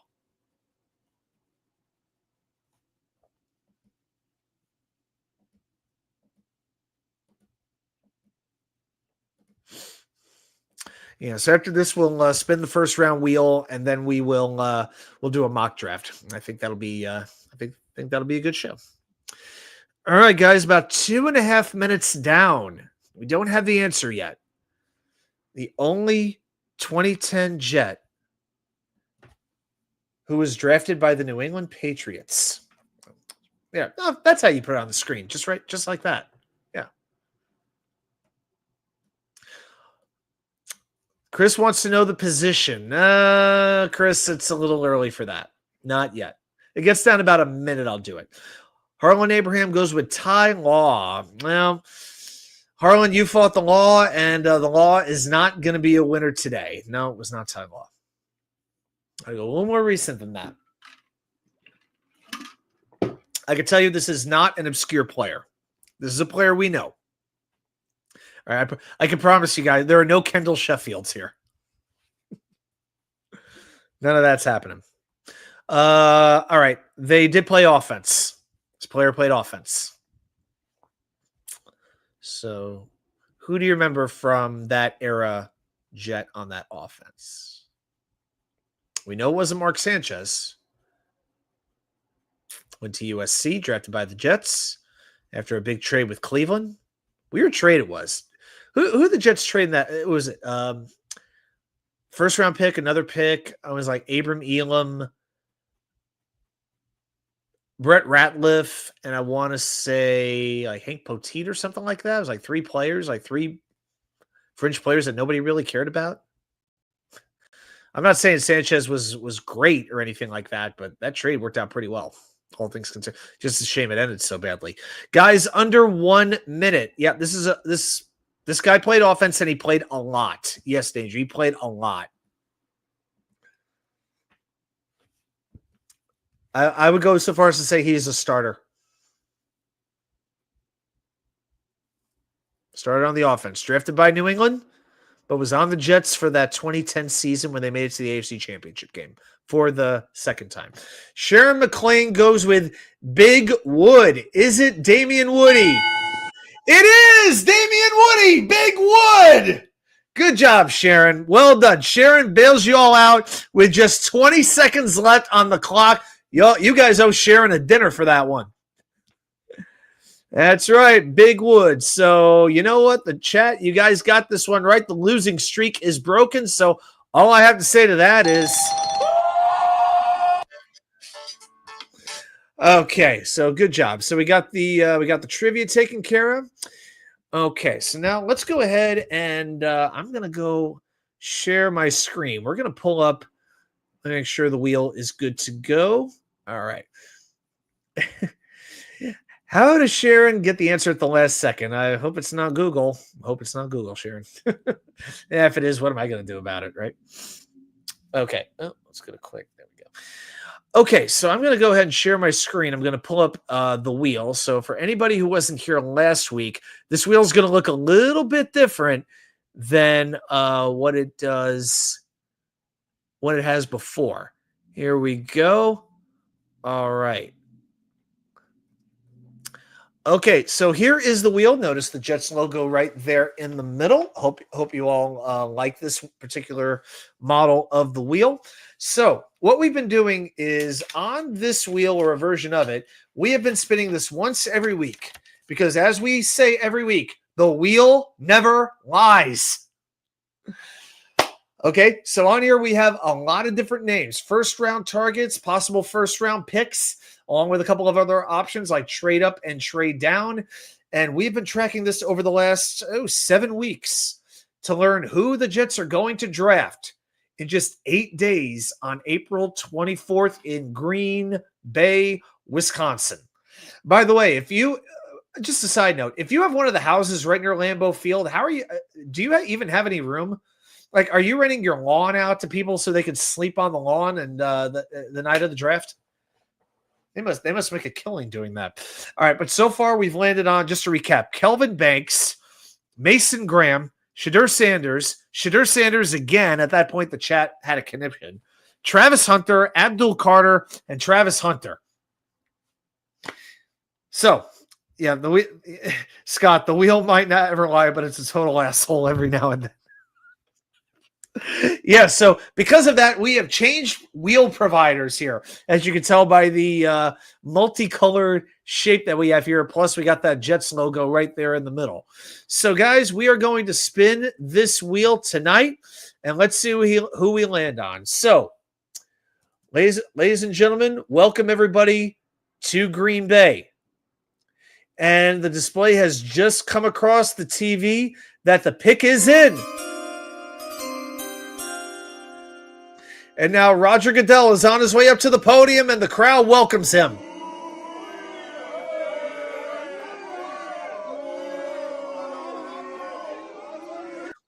With the 7th pick in the 2025 NFL Draft, the New York Jets select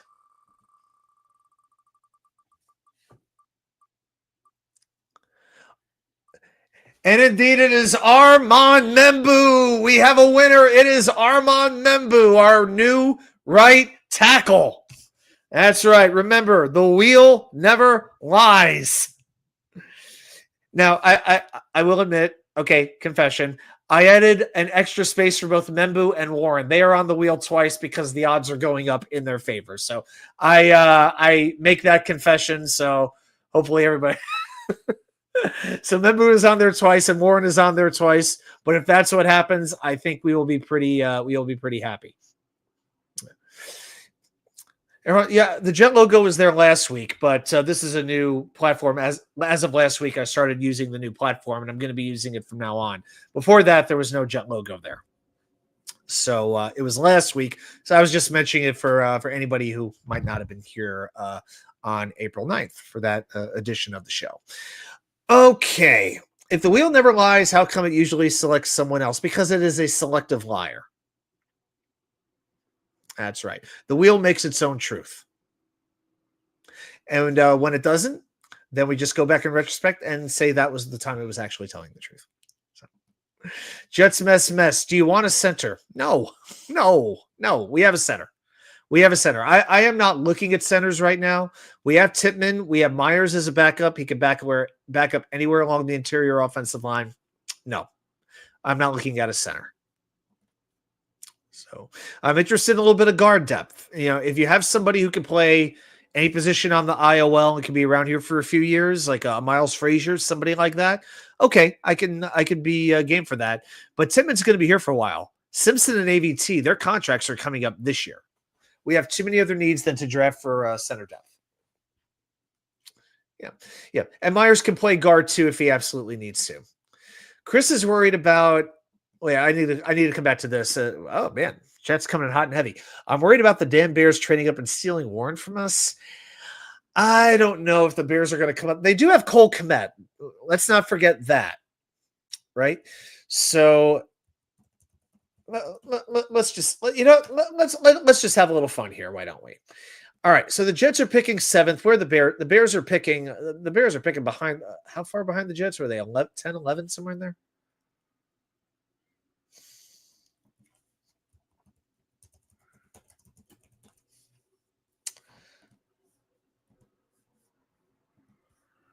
All right, ESPN wants to be a jerk, so yeah, goodbye.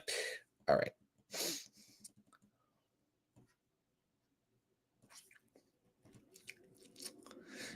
Guys, give me a quick reminder. Where are the Bears picking? Actually, you know what? Oh, you know what? I could just do it through the mock draft. Duh.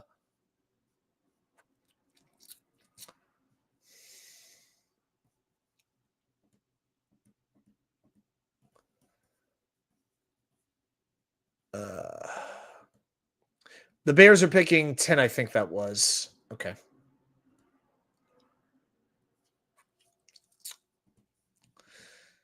All right. So they are drafting 10th. Okay, thank you. Shouldn't have taken that long to get that, but it took longer than I wanted it to.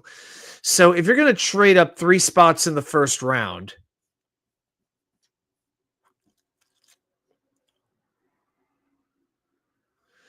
then what you're really looking at is about 200 points, and that's about the equivalent of a middle 3rd round pick.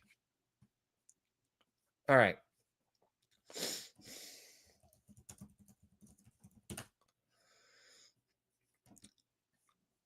So the Bears have picks, let's see, 39, 41, and 72. They have 3 picks in the 2nd round. So the Bears have 3 second-round picks and a 5th and 2 7th. So the Bears have a very weird draft coming up. They certainly have the ammo to trade up if they want to. But would I trade 7 for like 10 and one of those second-round picks and maybe a 5th round? And I don't know about a 5th-round pick, but something like that? I can't say I'd hate it. If we get another second-round pick, they got 39, 41, and 72. That's not bad. Chris says they have 2 seconds and 2 thirds. I'm looking at, all right, the article that I'm looking at has 3 seconds and no thirds. Let's try this again. They have, okay. Oh, it moved back to the third round. Okay, I see. So they have 10, 39, 41, and 72 is actually in the third round. Okay, that sounds right. That sounds right. It was less so AI, you suck. Okay. 39 and 41. So 2 seconds and a third. Would I take pick 72 to move down 3 spots? I might need a little bit more than that.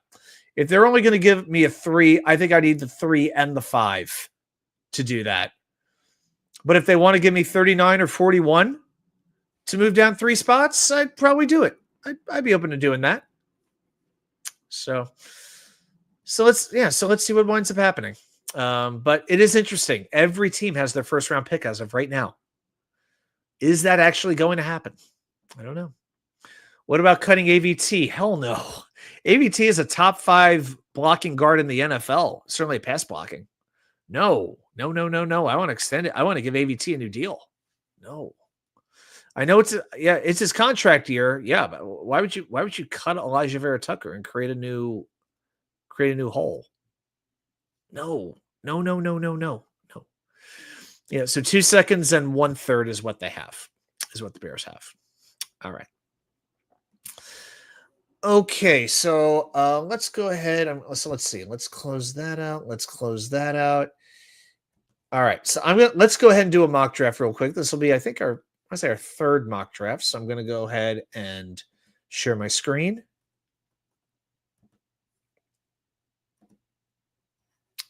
All right, so 7. Yeah, we'll do all 7 rounds and pick the Jets. Enter the solo draft. Let's get rid of a couple of these ads here if we can. All right, so I'm going to click off. Everything should be good there. Okay, so I'll be watching the chat here through my phone here. All right. So let's look first of all. Wow, Membu went number 6. See, Membu always goes in these exercises, but he never ever goes like in the actual mock drafts that the guys like on NFL or Fox or ESPN or CBS do. Almost never, but he always goes in these spots. So far, Cameron Ward, Travis Hunter, Abdul Carter, Will Campbell. I have no argument there so far. Will Johnson, wow. If the Jaguars take Will Johnson over Mason Graham, that would surprise me a little bit. That would surprise me. And then they got the Raiders taking our tackle and Armand Membu. So offensive line might be a little bit difficult, but you do have some options here. Mason Graham would be fantastic. I'm a big Graham guy. Ashton Genty, for those who actually want to go running back. Shadur Sanders. I know this chat don't want to do that. Ted McMillan, Tyler Warren. The Jets have been very, very closely linked to Shamar Stewart. We might have to talk about him a little bit next week. But let's look at some trade offers here. And we have 3 offers for the 7th pick. So let's see what we have here. First, we've got the Denver Broncos. Now, they want us to trade 7. They will give us pick 20 and 51. So that's a first and a second round pick, plus 2 picks in 2026, a 2 and a 5. I don't know if I want to go down. Yeah, somebody wants Graham. Scott, I definitely think so. Hey, you know what? If they give us enough to trade down, I'm all in favor of it. But to go down 13 spots and only get another second in this year's draft, I don't know. Let's go to trade number 2. The Steelers want to give us 21 and 123 and a first and second next year. Okay, quick comparison. So Denver wanted to give us 20 and 51.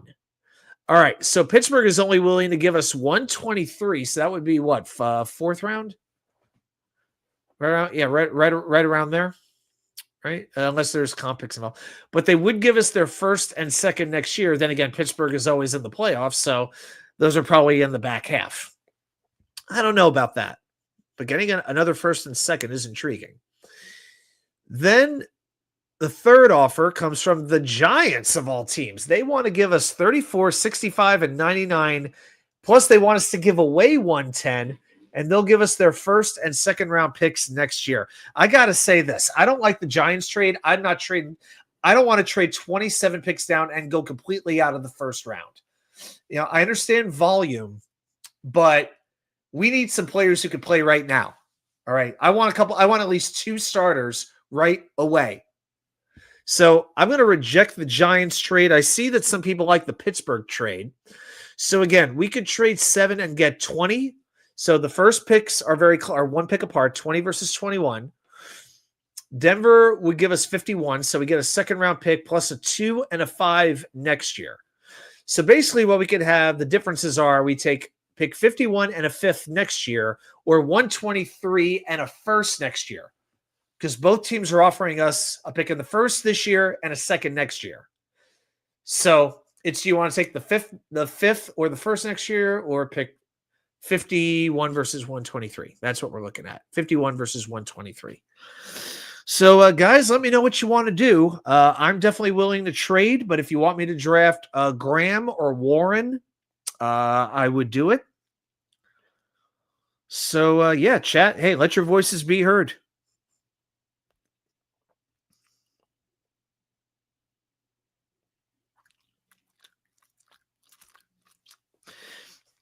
Guys are leaning towards Pittsburgh. Okay, I'm going to see if I could counter it though, because why not? I don't think they're going to I don't think they're going to go for 83. 40 spots is a lot. I'll try it, but I expect this to be a reject. Yeah, that was rejected. I didn't think that was ever going to get accepted. Okay, I'll reject Denver. And you know, we get a 1st and a 2nd round next year, so we're going to have to be patient here. Jets Mess doesn't want to make the trade. All right, well, okay. Right now, Pittsburgh's leading, and Scott makes a good point. A 1st and 2nd next year could be the franchise quarterback, and next year the quarterback class looks a lot better than this one does. So this might give you the ammo you need to trade up for a quarterback. I like the way you're thinking. Chris likes the Denver trade, but we've already rejected it, unfortunately. So, yeah, I didn't like the Giants offer because I don't want to go out of the 1st round this year. All right, I'm going to take the Pittsburgh trade. There goes Warren. Okay. All right. So before we look at the trades, let's see who's on the big board. If there's a position you want me to look at, let me know. But I think right now we're looking at best player available. So if you want to go tight end, you could go with Colson Loveland. I don't love him, but he's good, but I don't love him. Yeah, Sharon. Unfortunately, Warren is gone. Malachi Starks, definitely big on safety. Starks and Eminwari. I'm a big Nick Eminwari guy. Booker's more of a guard. Josh Simmons can play tackle. A lot of people really, really like him. If you want to go wide receiver, Egbuka is there.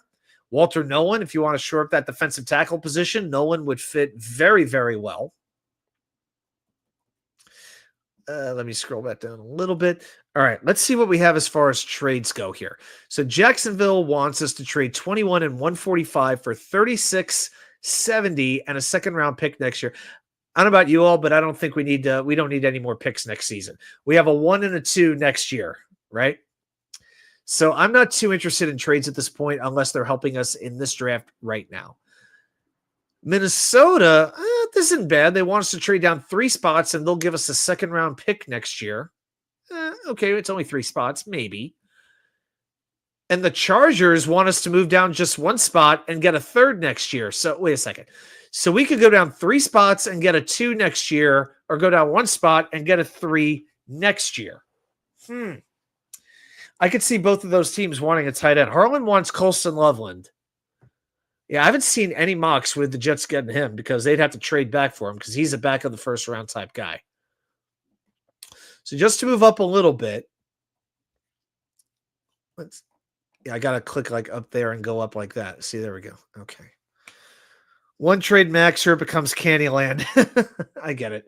Yeah, but you know what? Yeah, it does get a little bit crazy at some point, but I wouldn't mind taking 1 extra pick. But looking at what we have here, Loveland, Starks, Eminwari, Simmons, Nolan, Egbuka. I got to tell you, I would not mind trade. I know I said I didn't want to make many trades, and get a whole lot of picks for next year. But I feel like you're almost getting something for nothing by moving a little bit. So I'm not going to take the Jacksonville trade. That's a little convoluted. But are you willing to move down 3 spots and get a 2nd next year, 1 spot next year, and pick up a 3rd? So chat, let me know what your thoughts are. I really wonder. I knew that trade was going to be risky for this particular draft. Scott wants the ammo for a quarterback next year. Hey, I'd say I see a lot of players on the board here who I like. And you can make a good argument for any of them, really. So, and to remind everybody, in this draft, we have 21, 42, 173, 110, and we've added 123. So it's not as if we've added another second round pick or a third round pick. Okay.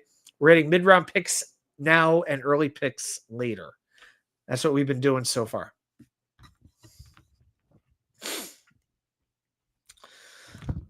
Okay, chat. Let me know. Do you want me to take one of the trades, or is there a certain player that you want me to take, guys?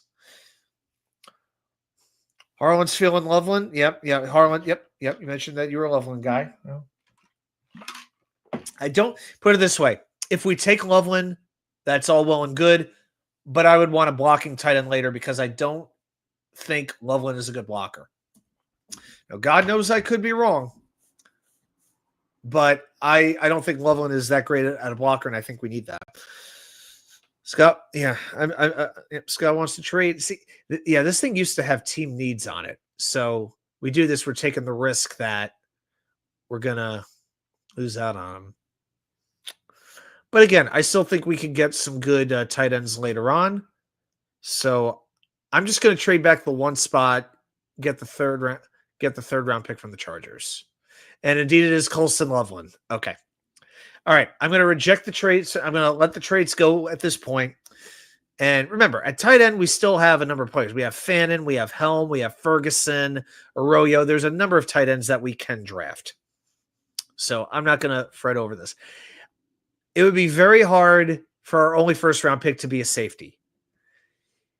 And again, with Josh Simmons, one for a season-ending injury could have been regarded as the best offensive line prospect in the draft. Allowed just one pressure this year. His physical profile and athleticism are ideal in a franchise cornerstone's left tackle, also has right tackle versatility. He can start immediately, can grow into an impact player. Yep, Helm is good. We could get Gunnar Helm in a little bit. My leading right now is Simmons to shore up that right tackle just because I just want to get that done. But you can make an argument to me for Nolan or either one of the safeties. Yeah, and I like Agbuka too. I don't know if I like him that much to take him at 22. All right, guys. I know this isn't easy, but yeah, we got to make a decision here.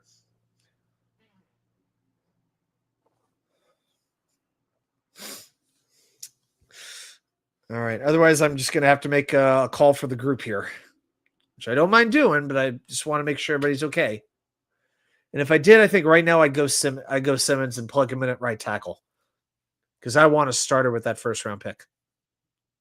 But if you like Starks, if you like him in Worry, if you like Nolan, who else is it? Who else is a tackle, Scott? Okay. Yeah, I know Ursery is. I know Connerly is. Yep.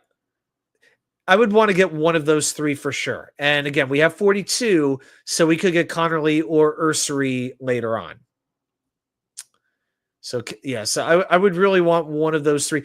Of course, Ozzy Trapillo is always available later. Of course. I like Chase Lunt a lot too. I don't know if he's ready to start immediately. But yeah, there's there's probably, I'd say 4 tackles, maybe even 5 you could plug right in that are still on the board.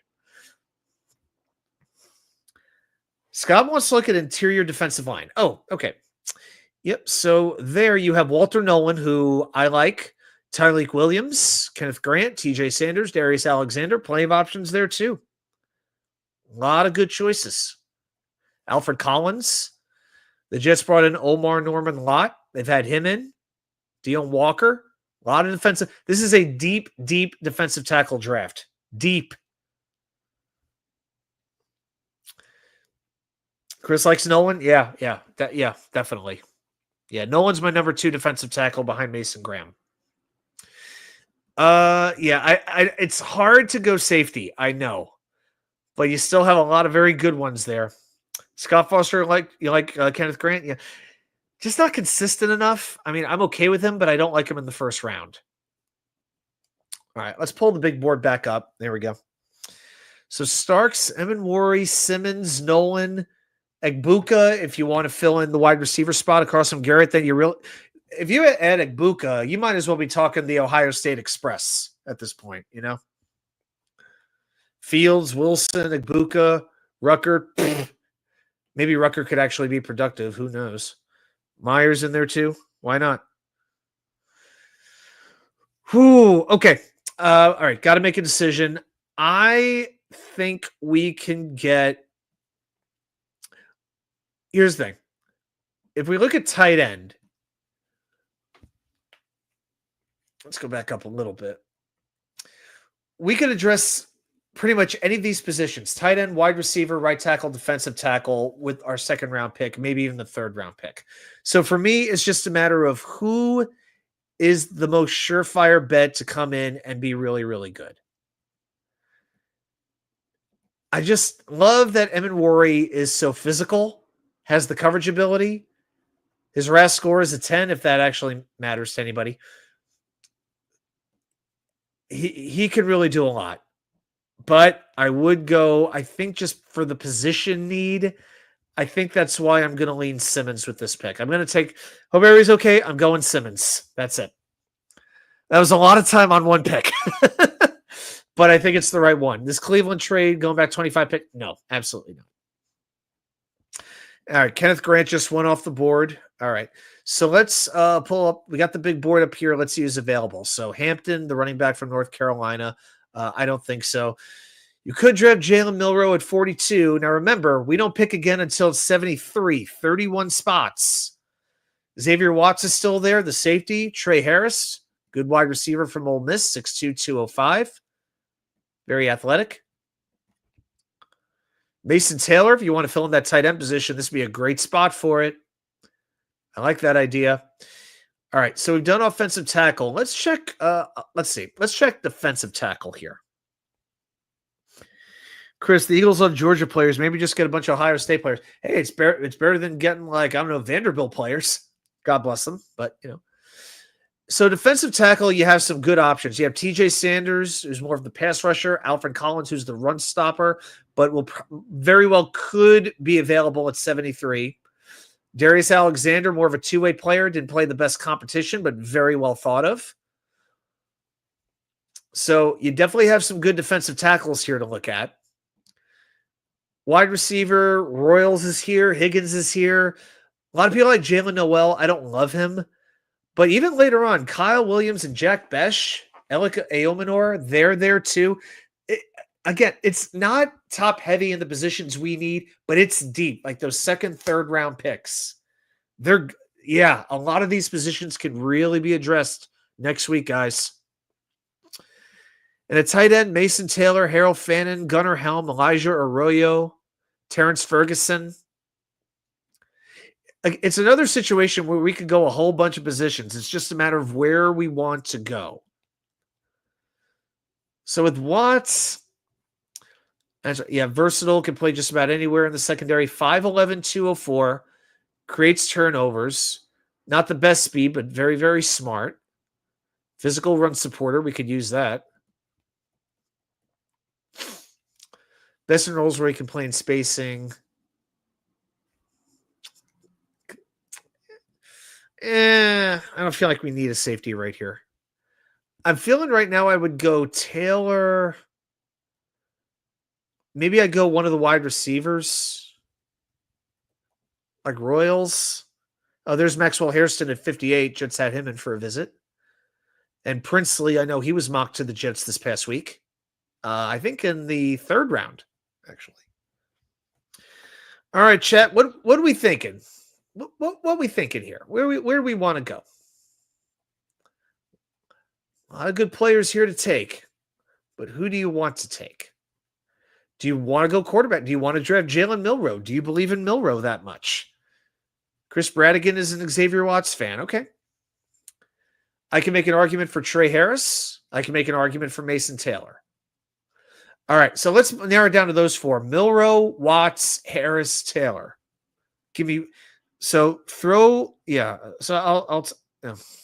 I type in Milroe and it autocorrects to microeconomics. Get out of here. Harris Taylor. I almost said Harris Teeter. All right, so they're the four names: Jalen Milroe, Trey Harris, the wide receiver, Mason Taylor at tight end, Xavier Watts at safety. So we will take one of those players. Then we pick at spot 73. Wish I could get rid of this ad, but I can't. But I don't think I can. Yeah, Scott. Yeah, not a Milroe guy. Yeah. Milroe's got people who love him, people who hate him.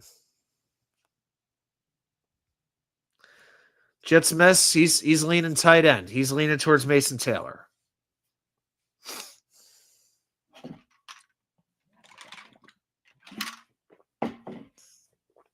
A lot of trades in this mock.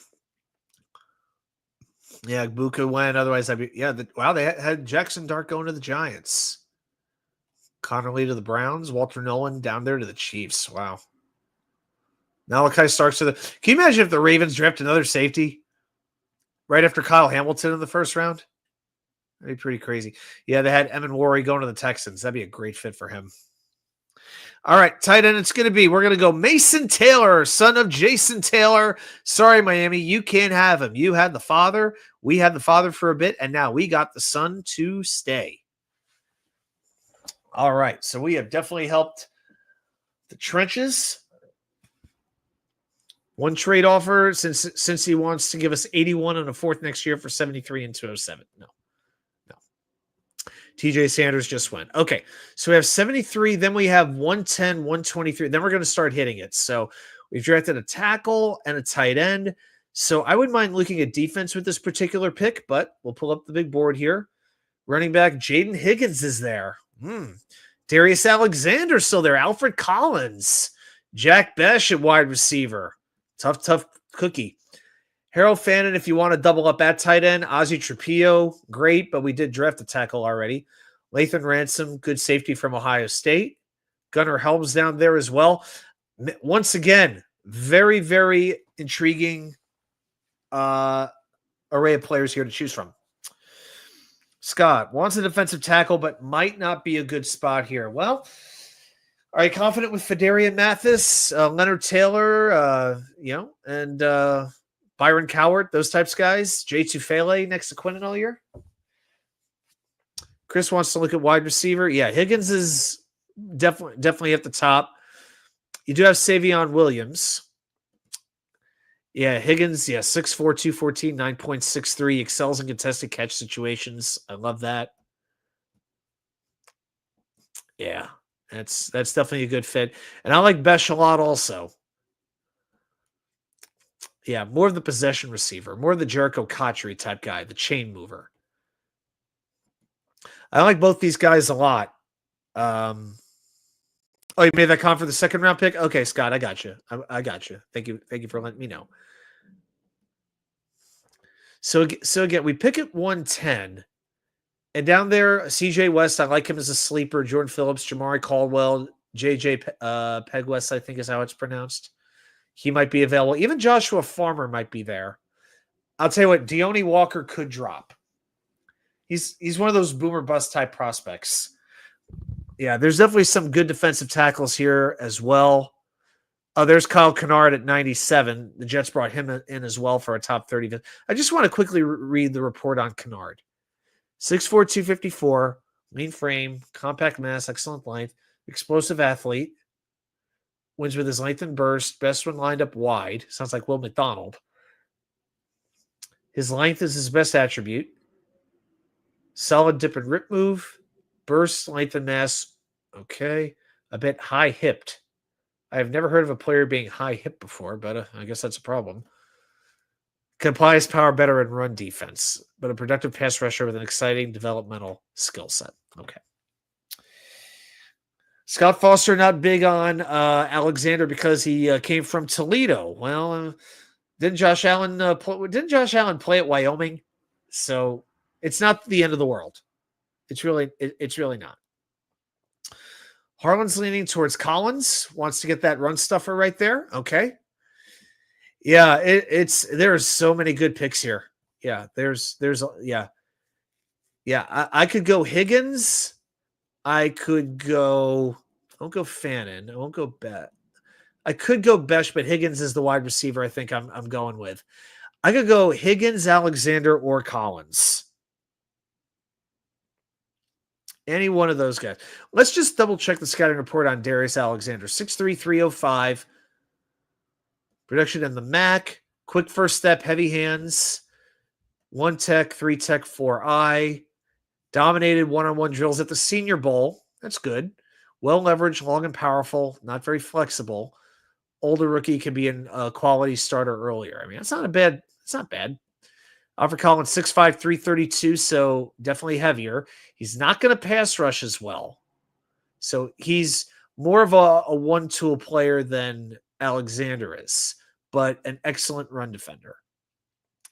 See, I wonder what the Jets are really looking for. If they want a specific run-stopping defensive tackle or if they want somebody a little bit more versatile. That's something we don't know yet. So I could go Higgins and wide receiver, Alexander, or Collins. So guys, let me know where you want me to go.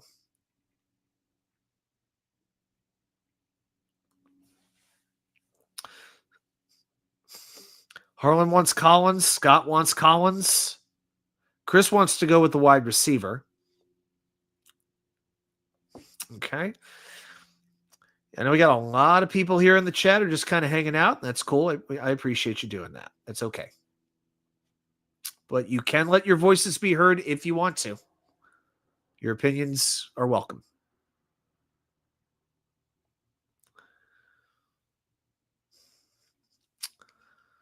Yeah. 8 days away. Can't wait.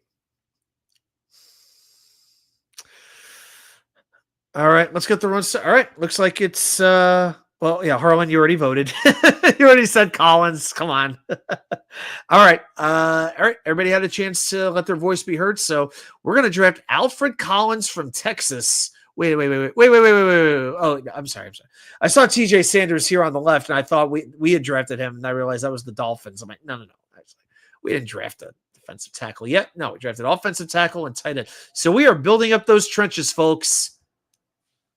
No question about it. I think after this, it's time to see if we can get a little playmaker. Wow, Darius Alexander fell all the way to 109. One spot in front of us. Now, remember, at this point, we have 110, 123, and 145. So we'll have a few options here. And there are some wide receivers here on the board. So we could double up a tight end, go with Terrence Ferguson. I wouldn't be adverse to it. Xavier Restrepo, I am not a big fan of his. Not my guy. Will Howard, if we want to go quarterback. Savion Williams, not a bad idea. 6'3", 222, but this word here, polarizing. In that first sentence, polarizing. So route running needs elite size athleticism, but needs major refinement with his route running. Drop prone. Yeah, Williams makes me a little nervous, guys. A little nervous. Yeah, I like CJ West a lot, but we just went defensive tackle. Miles Frazier, I like him. Dom likes him a lot for some depth in that interior offensive line. Maybe a little bit early to grab him. Maybe that's somebody you want to grab at 123 if he falls. Ty Felton is here. Oronde Gadsden is here. Let's look at wide receiver and tight end. Yeah, Scott, he has the drops. Yeah, he does. So Pat Bryant, Dante Thornton, Ty Felton, Savion Williams, Xavier Restrepo. I don't love these receivers. Yeah, Felton, 6'1", 183. Yeah. Good yak ability. Yeah, I really would like a big physical receiver. We have Garrett, Malachi. I want this is a spot where I want a big receiver. Look how far Isaiah Bond fell, all the way down to 180 after the criminal charges were brought up against him. Yeah, I'm not in love with what I'm seeing at the rest of this wide receiver class, to be honest with you. I'll check Dante Thornton. I had him in the honorable mentions. Oh, 6'4", 205, 9.85 RAS. Could be one of the faster receivers in the NFL. Played in an offense in Tennessee that will raise questions about his route tree and production. 25.4 yards per reception. 6 touchdowns on 26 catches. So he hasn't really played much at Oregon and Tennessee. So Thornton is a situation where you're betting on his upside, but you don't have the production. And again, he's ranked 122, and we have pick 123. So maybe we could draft him with that next pick. Pat Bryant, yep, I'll go to him. Yeah, I'll talk about him. I broke him down when we did our wide receiver show. 6'2", 204, superb ball skills, body control, good with contested catches, good football IQ. Right, lack of high-end vertical speed. That's the thing. He doesn't have the speed that Thornton has. I got to be honest, I'm thinking we might be able to wait on wide receiver unless we like one of them so much that we take them right now. But of the ones who are left, I got to be honest, I like Thornton the most. You know, you could go with the Miles Frazier and short guard. You could go Arande Gatson. We could go receiver and just, you know, kind of build it up. Jalen Reed's there at safety. The Jets have brought Jalen Reed in. But we still have 5 picks left. So there's a lot of chances to fill some holes here. Scott wants to double up at tight end and go with Ferguson. Okay. So yes, if we did that and then went to tight end, we'd be hitting the weapons and hitting them hard there. I know Harlan drop prone would fit in with the Jets. I know. Yeah, Savion Williams scares me. Some people have him in their top 5. I cannot do that. I can't. He's more like 12 to 15 for me. But I like him more than I like Restrepo, to be honest with you. Yeah, I'm just not a Restrepo guy. Just not that guy. All right. I would go, let's see, Ferguson. I don't think we're going to want to go quarterback. I don't see enough for Frazier. Gadsden, Thornton. Well, I'll tell you what, we're going to go with a weapon here. All right. Whether it's a receiver or whether it's a tight end. So I could go Thornton. I saw some love for Bryant. I could go Ferguson or I could go Gadsden. Okay.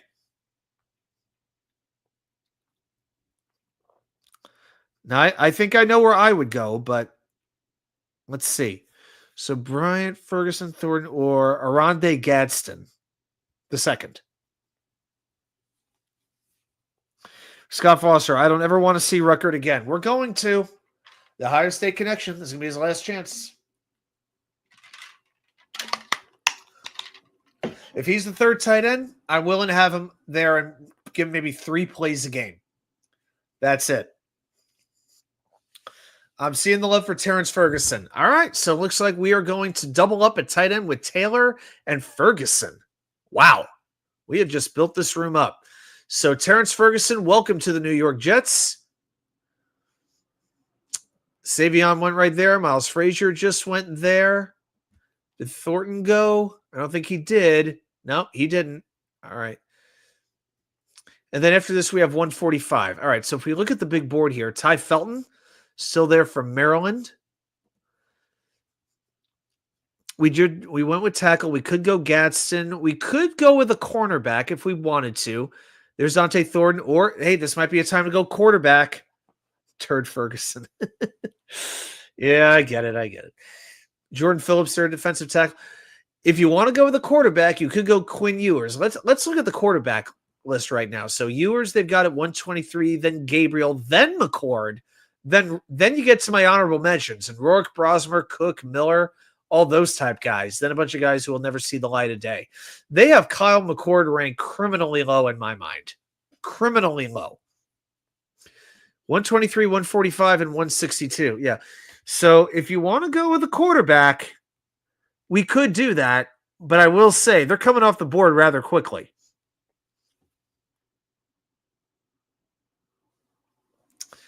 But yeah, we could. But yeah, McCord can be had. But if we want Ewers, we got to take Ewers right now. All right, let's go back to all. Yeah, so Dante Thornton is the guy that I'm leaning towards because I think it's time for us to draft a wide receiver. We've gone Josh Simmons at tackle, Mason Taylor at tight end, Alfred Collins at defensive tackle, and Terrence Ferguson at tight end. I think it's time to add a wide receiver, guys.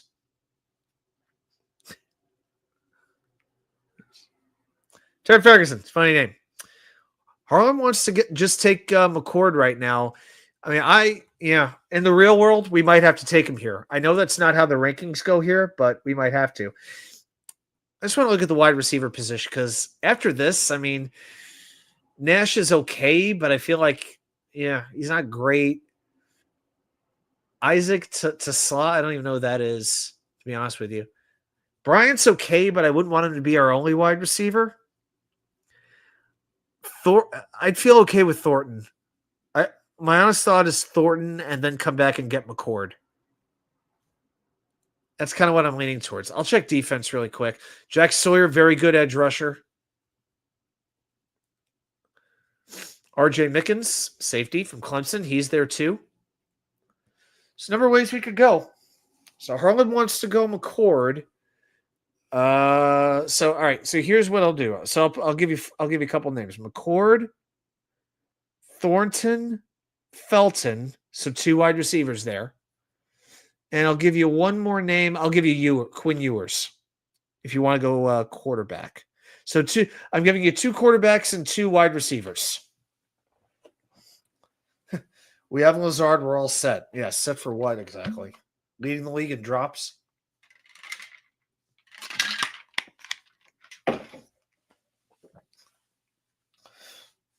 We got our quarterback with the next draft we've accumulated. Yeah. Danger's going with, yeah, I agree. Again, just to go back to Thornton, 6'4", 205, 9.85 RAS, elite speed. So you can't teach the height and the speed. He just hasn't had a chance to really do it yet. So, yeah, all of a sudden I'm a little bit higher on Dante Thornton than I was before. So Tesla from Arkansas is pretty good. Check him out. Yep, I'll check him out. You know what, Scott? 0 production. I get it, but I would rather have the tools to work with than the production because he has tools that could translate to the NFL. There's really we don't have a wide receiver yet. We need at least one. None of these other guys are really going to do it. Maybe Pat Bryant, but he doesn't really have the speed. So I could go Bryant. I could go Bryant either. I could go Bryant also if you wanted to go Bryant. I wouldn't hate it. You might have a tool. Yeah, my last ex-girlfriend seems to think so. Okay. All right, I'm just going to take the chance. I'm going to go with Dante Thornton. We'll see what winds up happening because I've been waving the bell for him. A lot of good players just went. Okay. 145. Quinn Ewers still available?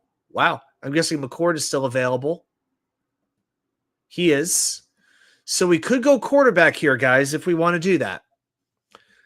RJ Mickens at safety still there. Malachi Moore is all right.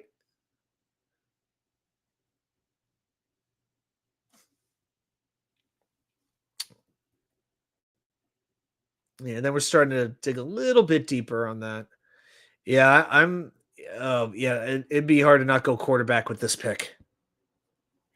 Yeah, we've been hitting offense very, very hard. So we've taken 1 defensive tackle so far, and that's it. I want to look at the safety room. Like I said, we don't have any safeties under contract past this year.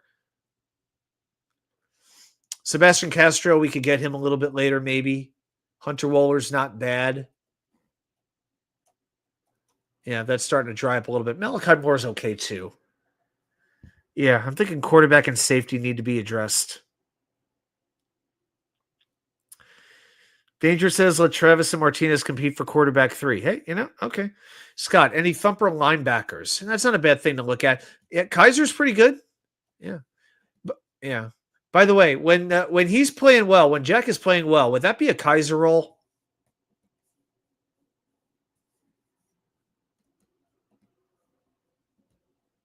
Delay, but anyway. Yeah, unfortunately Teddy Buchanan just went. That would have been the guy I would want. I like Teddy Buchanan.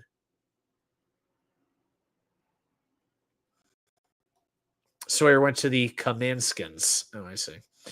I think Kaiser would be the guy. 6'1", 231, outstanding coverage linebacker. Excellent closing speed. Doesn't get downhill with much force, but sheds blocks and make plays. We don't need him to cover sideline to sideline. We got enough speed. Effective blitzer, finds only a 4.6% career missed tackle rate. Sounds pretty similar to Jamian, doesn't he? RJ Mickens just because, hey, I'm okay with it. Cody Simon, I think I'll check him too. 112 tackles, 7 sacks. That's really good. Can read and react quickly to plays around the line of scrimmage. Gets downhill, gets stops in the run game. Not a violent downhill. I feel like I just read this. Can maneuver his way through traffic. Consistent tackler. Elite blitzer. Can impact the pocket consistently. Changes direction well in space. Better at man-to-man coverage than zone coverage. If you wanted to take one of those linebackers, I think we could do that with our next pick. So, yeah, let's look at so we'll look at linebacker, I think, next. All right, but it sounds like we're leaning against quarterback here. Well, let's see. So Ewers is the highest ranked. I'm actually leaning towards maybe, let's double check Mickens and Moore, because I would like to get a safety too. 6'0", 199, fifth-year senior, veteran leader for Clemson, 75 tackles, 6 tackles for a loss, 2 interceptions, 7 pass breakups, 32-plus-inch arms, phenomenal linear athlete, 4.49 40, 41.5 vertical. Can play single high, 2-eye, box. Best traits against range timeliness and tackling ability against ball carriers. Sounds pretty good. Malachi Moore, 5'11", 196. Team captain twice. First team All-SEC honors. Very short arms. Instinctive, flexible, willing to shout physically. You know what? I might be leaning towards Mickens, believe it or not. Let's take, you know what? Let's just go ahead. He was supposed to be a 136. We need a safety. Let's bring home R.J. Mickens. It only makes sense. Let's see. Cleveland wants us to trade us 162 and they want us to trade 162 and our 6 for 179, 192. No. The trade offers dried up and they dried up quickly, guys. So we're at 162 right now. Certain players definitely dropping, like Jake Brenningstool, tight end. Oh, Tesla. I get it. Okay. Well, yeah, he must run. He must be an electric player. Yes, Tesla must be electric. Oh, God, I could do this all night. How well does he run? Okay, there we go. Tesla. Oh, my God. I'm probably not even pronouncing it right, but that's hysterical. All right. It's horrible, I know. So we could go with one of the linebackers. McCord is still there, too. 9 out of 10 mocks give us Thornton and Mickens, but at least we got those features in tow. Yeah, there you go. So I'm thinking quarterback. I would take McCord, or I would take a linebacker here. After this, our next pick is 186. I'm going to scroll down a little bit. Oh, there's Holland Pierce. He's way down there. Yeah, eventually get to the Upton Stout, the cornerback from Western Kentucky. That might be somebody to take a little bit later. Chris, please don't. Okay. Nick Nash still there from San Jose State. That's not a bad piece. But we doubled up at tight end. Do we want to double up at wide receiver also? Yeah, very versatile player, athletic, creator, fluid route runner, reliable hands, makes contested catches, former quarterback, but lacks top-end speed, can struggle to get consistency, consistent separation.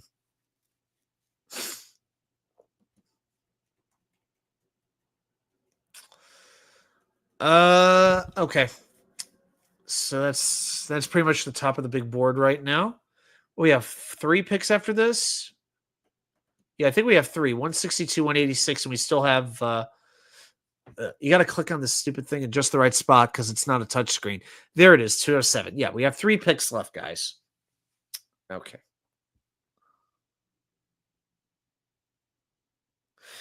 Oh, Colin Gordon and TJ Edwards have TJ Edwards has a 2-year, $20 million extension. So Bears just signed TJ Edwards, former Bills linebacker. All right, guys. Let's go ahead and make a pick here.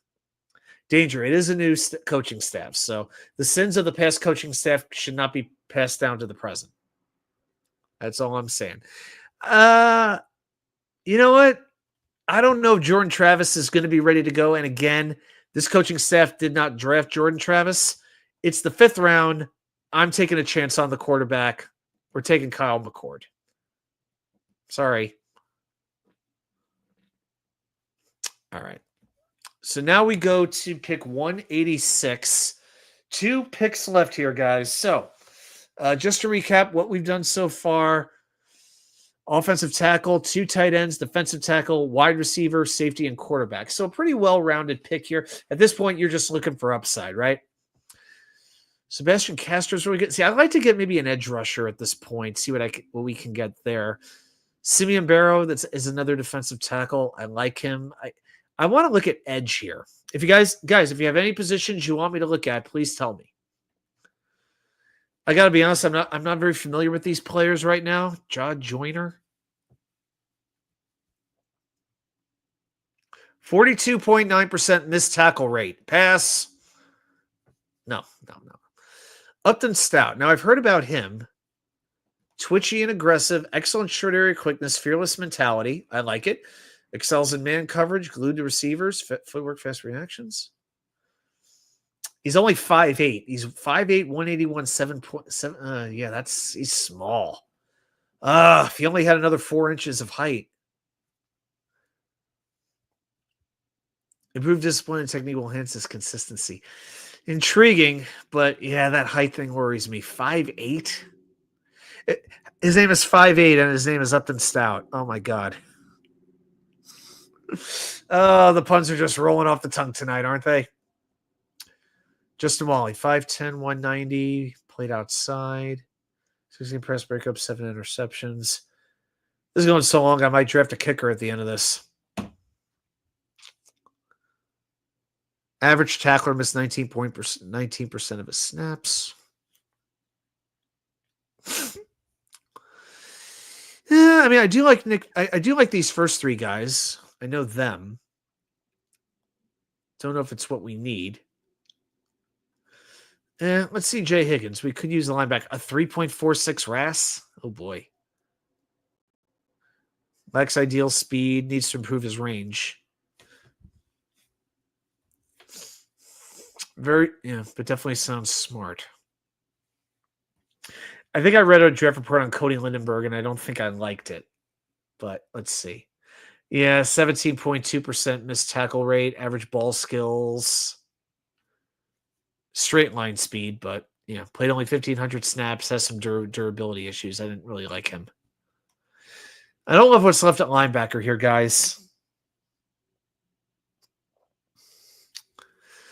All right, folks, we got 2 draft picks left. So if there's a place you want me, a position you want me to look at, I will. Happy to do it. I mean, Isaiah Bond, but I mean, the fact that he has the criminal charges on him, it's just not a good idea. Luke Lachey and Jackson Hawes dropped all the way here in round 6 still. And I even like Gavin Bartholomew from Pittsburgh. I don't think he's anybody to exactly sneeze at.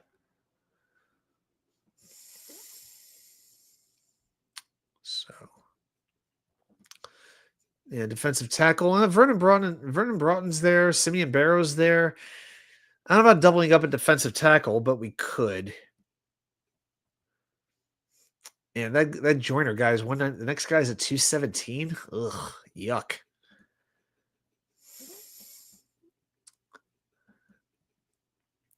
You know what? I like Castro, very physical safety. Again, we don't have any under contract after next year.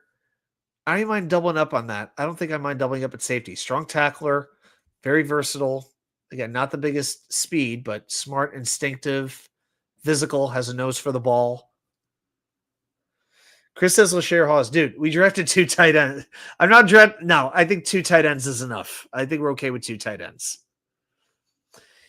Yeah, and Hunter Woller's not bad too. 6'2", 213.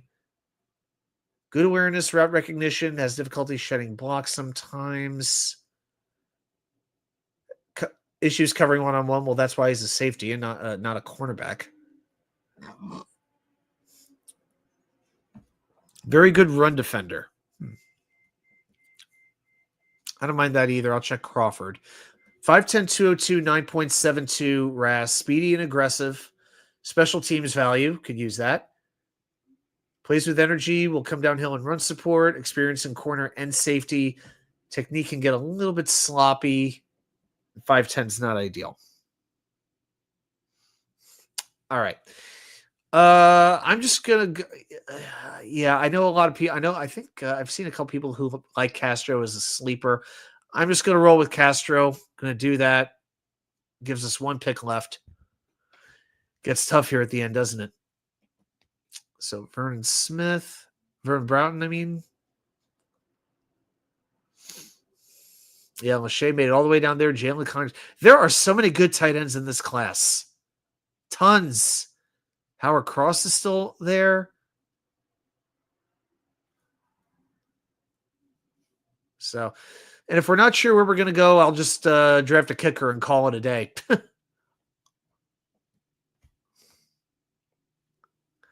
All right, guys, just for you. All right, I'll draft. Yeah, well, no. He's still there. All right, just for you. We're drafting a third tight end. There's Jackson Hawes. There you go. Oh, Scott wants the duck. Wants Bassus. Okay. I got to find out about that Tesla guy now, too. All right, guys. Well, here's how this draft worked out. Now, if you're looking at 1 year, you may not love it because we did trade down a little bit. But we started out drafting Josh Simmons, the tackle from Ohio State, going to plug him in at right tackle. Mason Taylor, a tight end that we sorely need. Alfred Collins from Texas to help stop the run. Terrence Ferguson to double up at tight end. Super, super tough.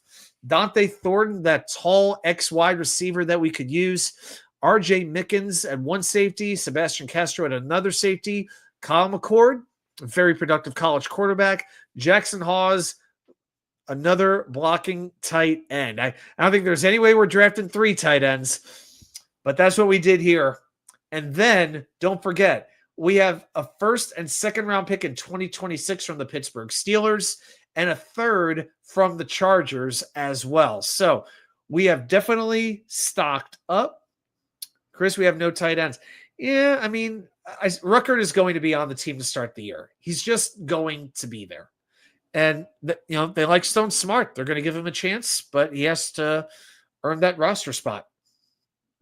So, but I think it's a good draft. I don't know if I would call it a great draft. I think I'd give it maybe, for this year, I might go like B-, but for the future, I'd take it up to a B+ because of the future picks that are there. So that's kind of what I'm thinking. So, yeah, I've got thoughts on the draft. Throw them down in there. See, let me know what you think. We'll do one more of these next week. I mean, okay. I got to tell you this. I'm so glad I don't do this at 10 p.m. anymore, or it would be past midnight right now. and I'd be trying to go to sleep after having all this energy right here. All right, guys. So let's go ahead and stop sharing. Let's go ahead and get out of that. All right. Well, guys, I'll tell you what, it has been fun. And just think, one more show until draft night. So we'll have some fun stuff planned for you next week. Some more analysis. We'll come up with some good stuff to do. Have one more draft trivia question. So Wednesday night, 6 p.m. Tell your friends, tell your family, tell your enemies, tell your in-laws, tell your outlaws, tell all of them that this is the place to be Wednesday night at 6 p.m. Everybody, thank you so much for joining me. Have a great rest of your night, a great rest of your week, and I will see you right back here with more content from you know where. The Wicker Chair. Have a good night, everybody.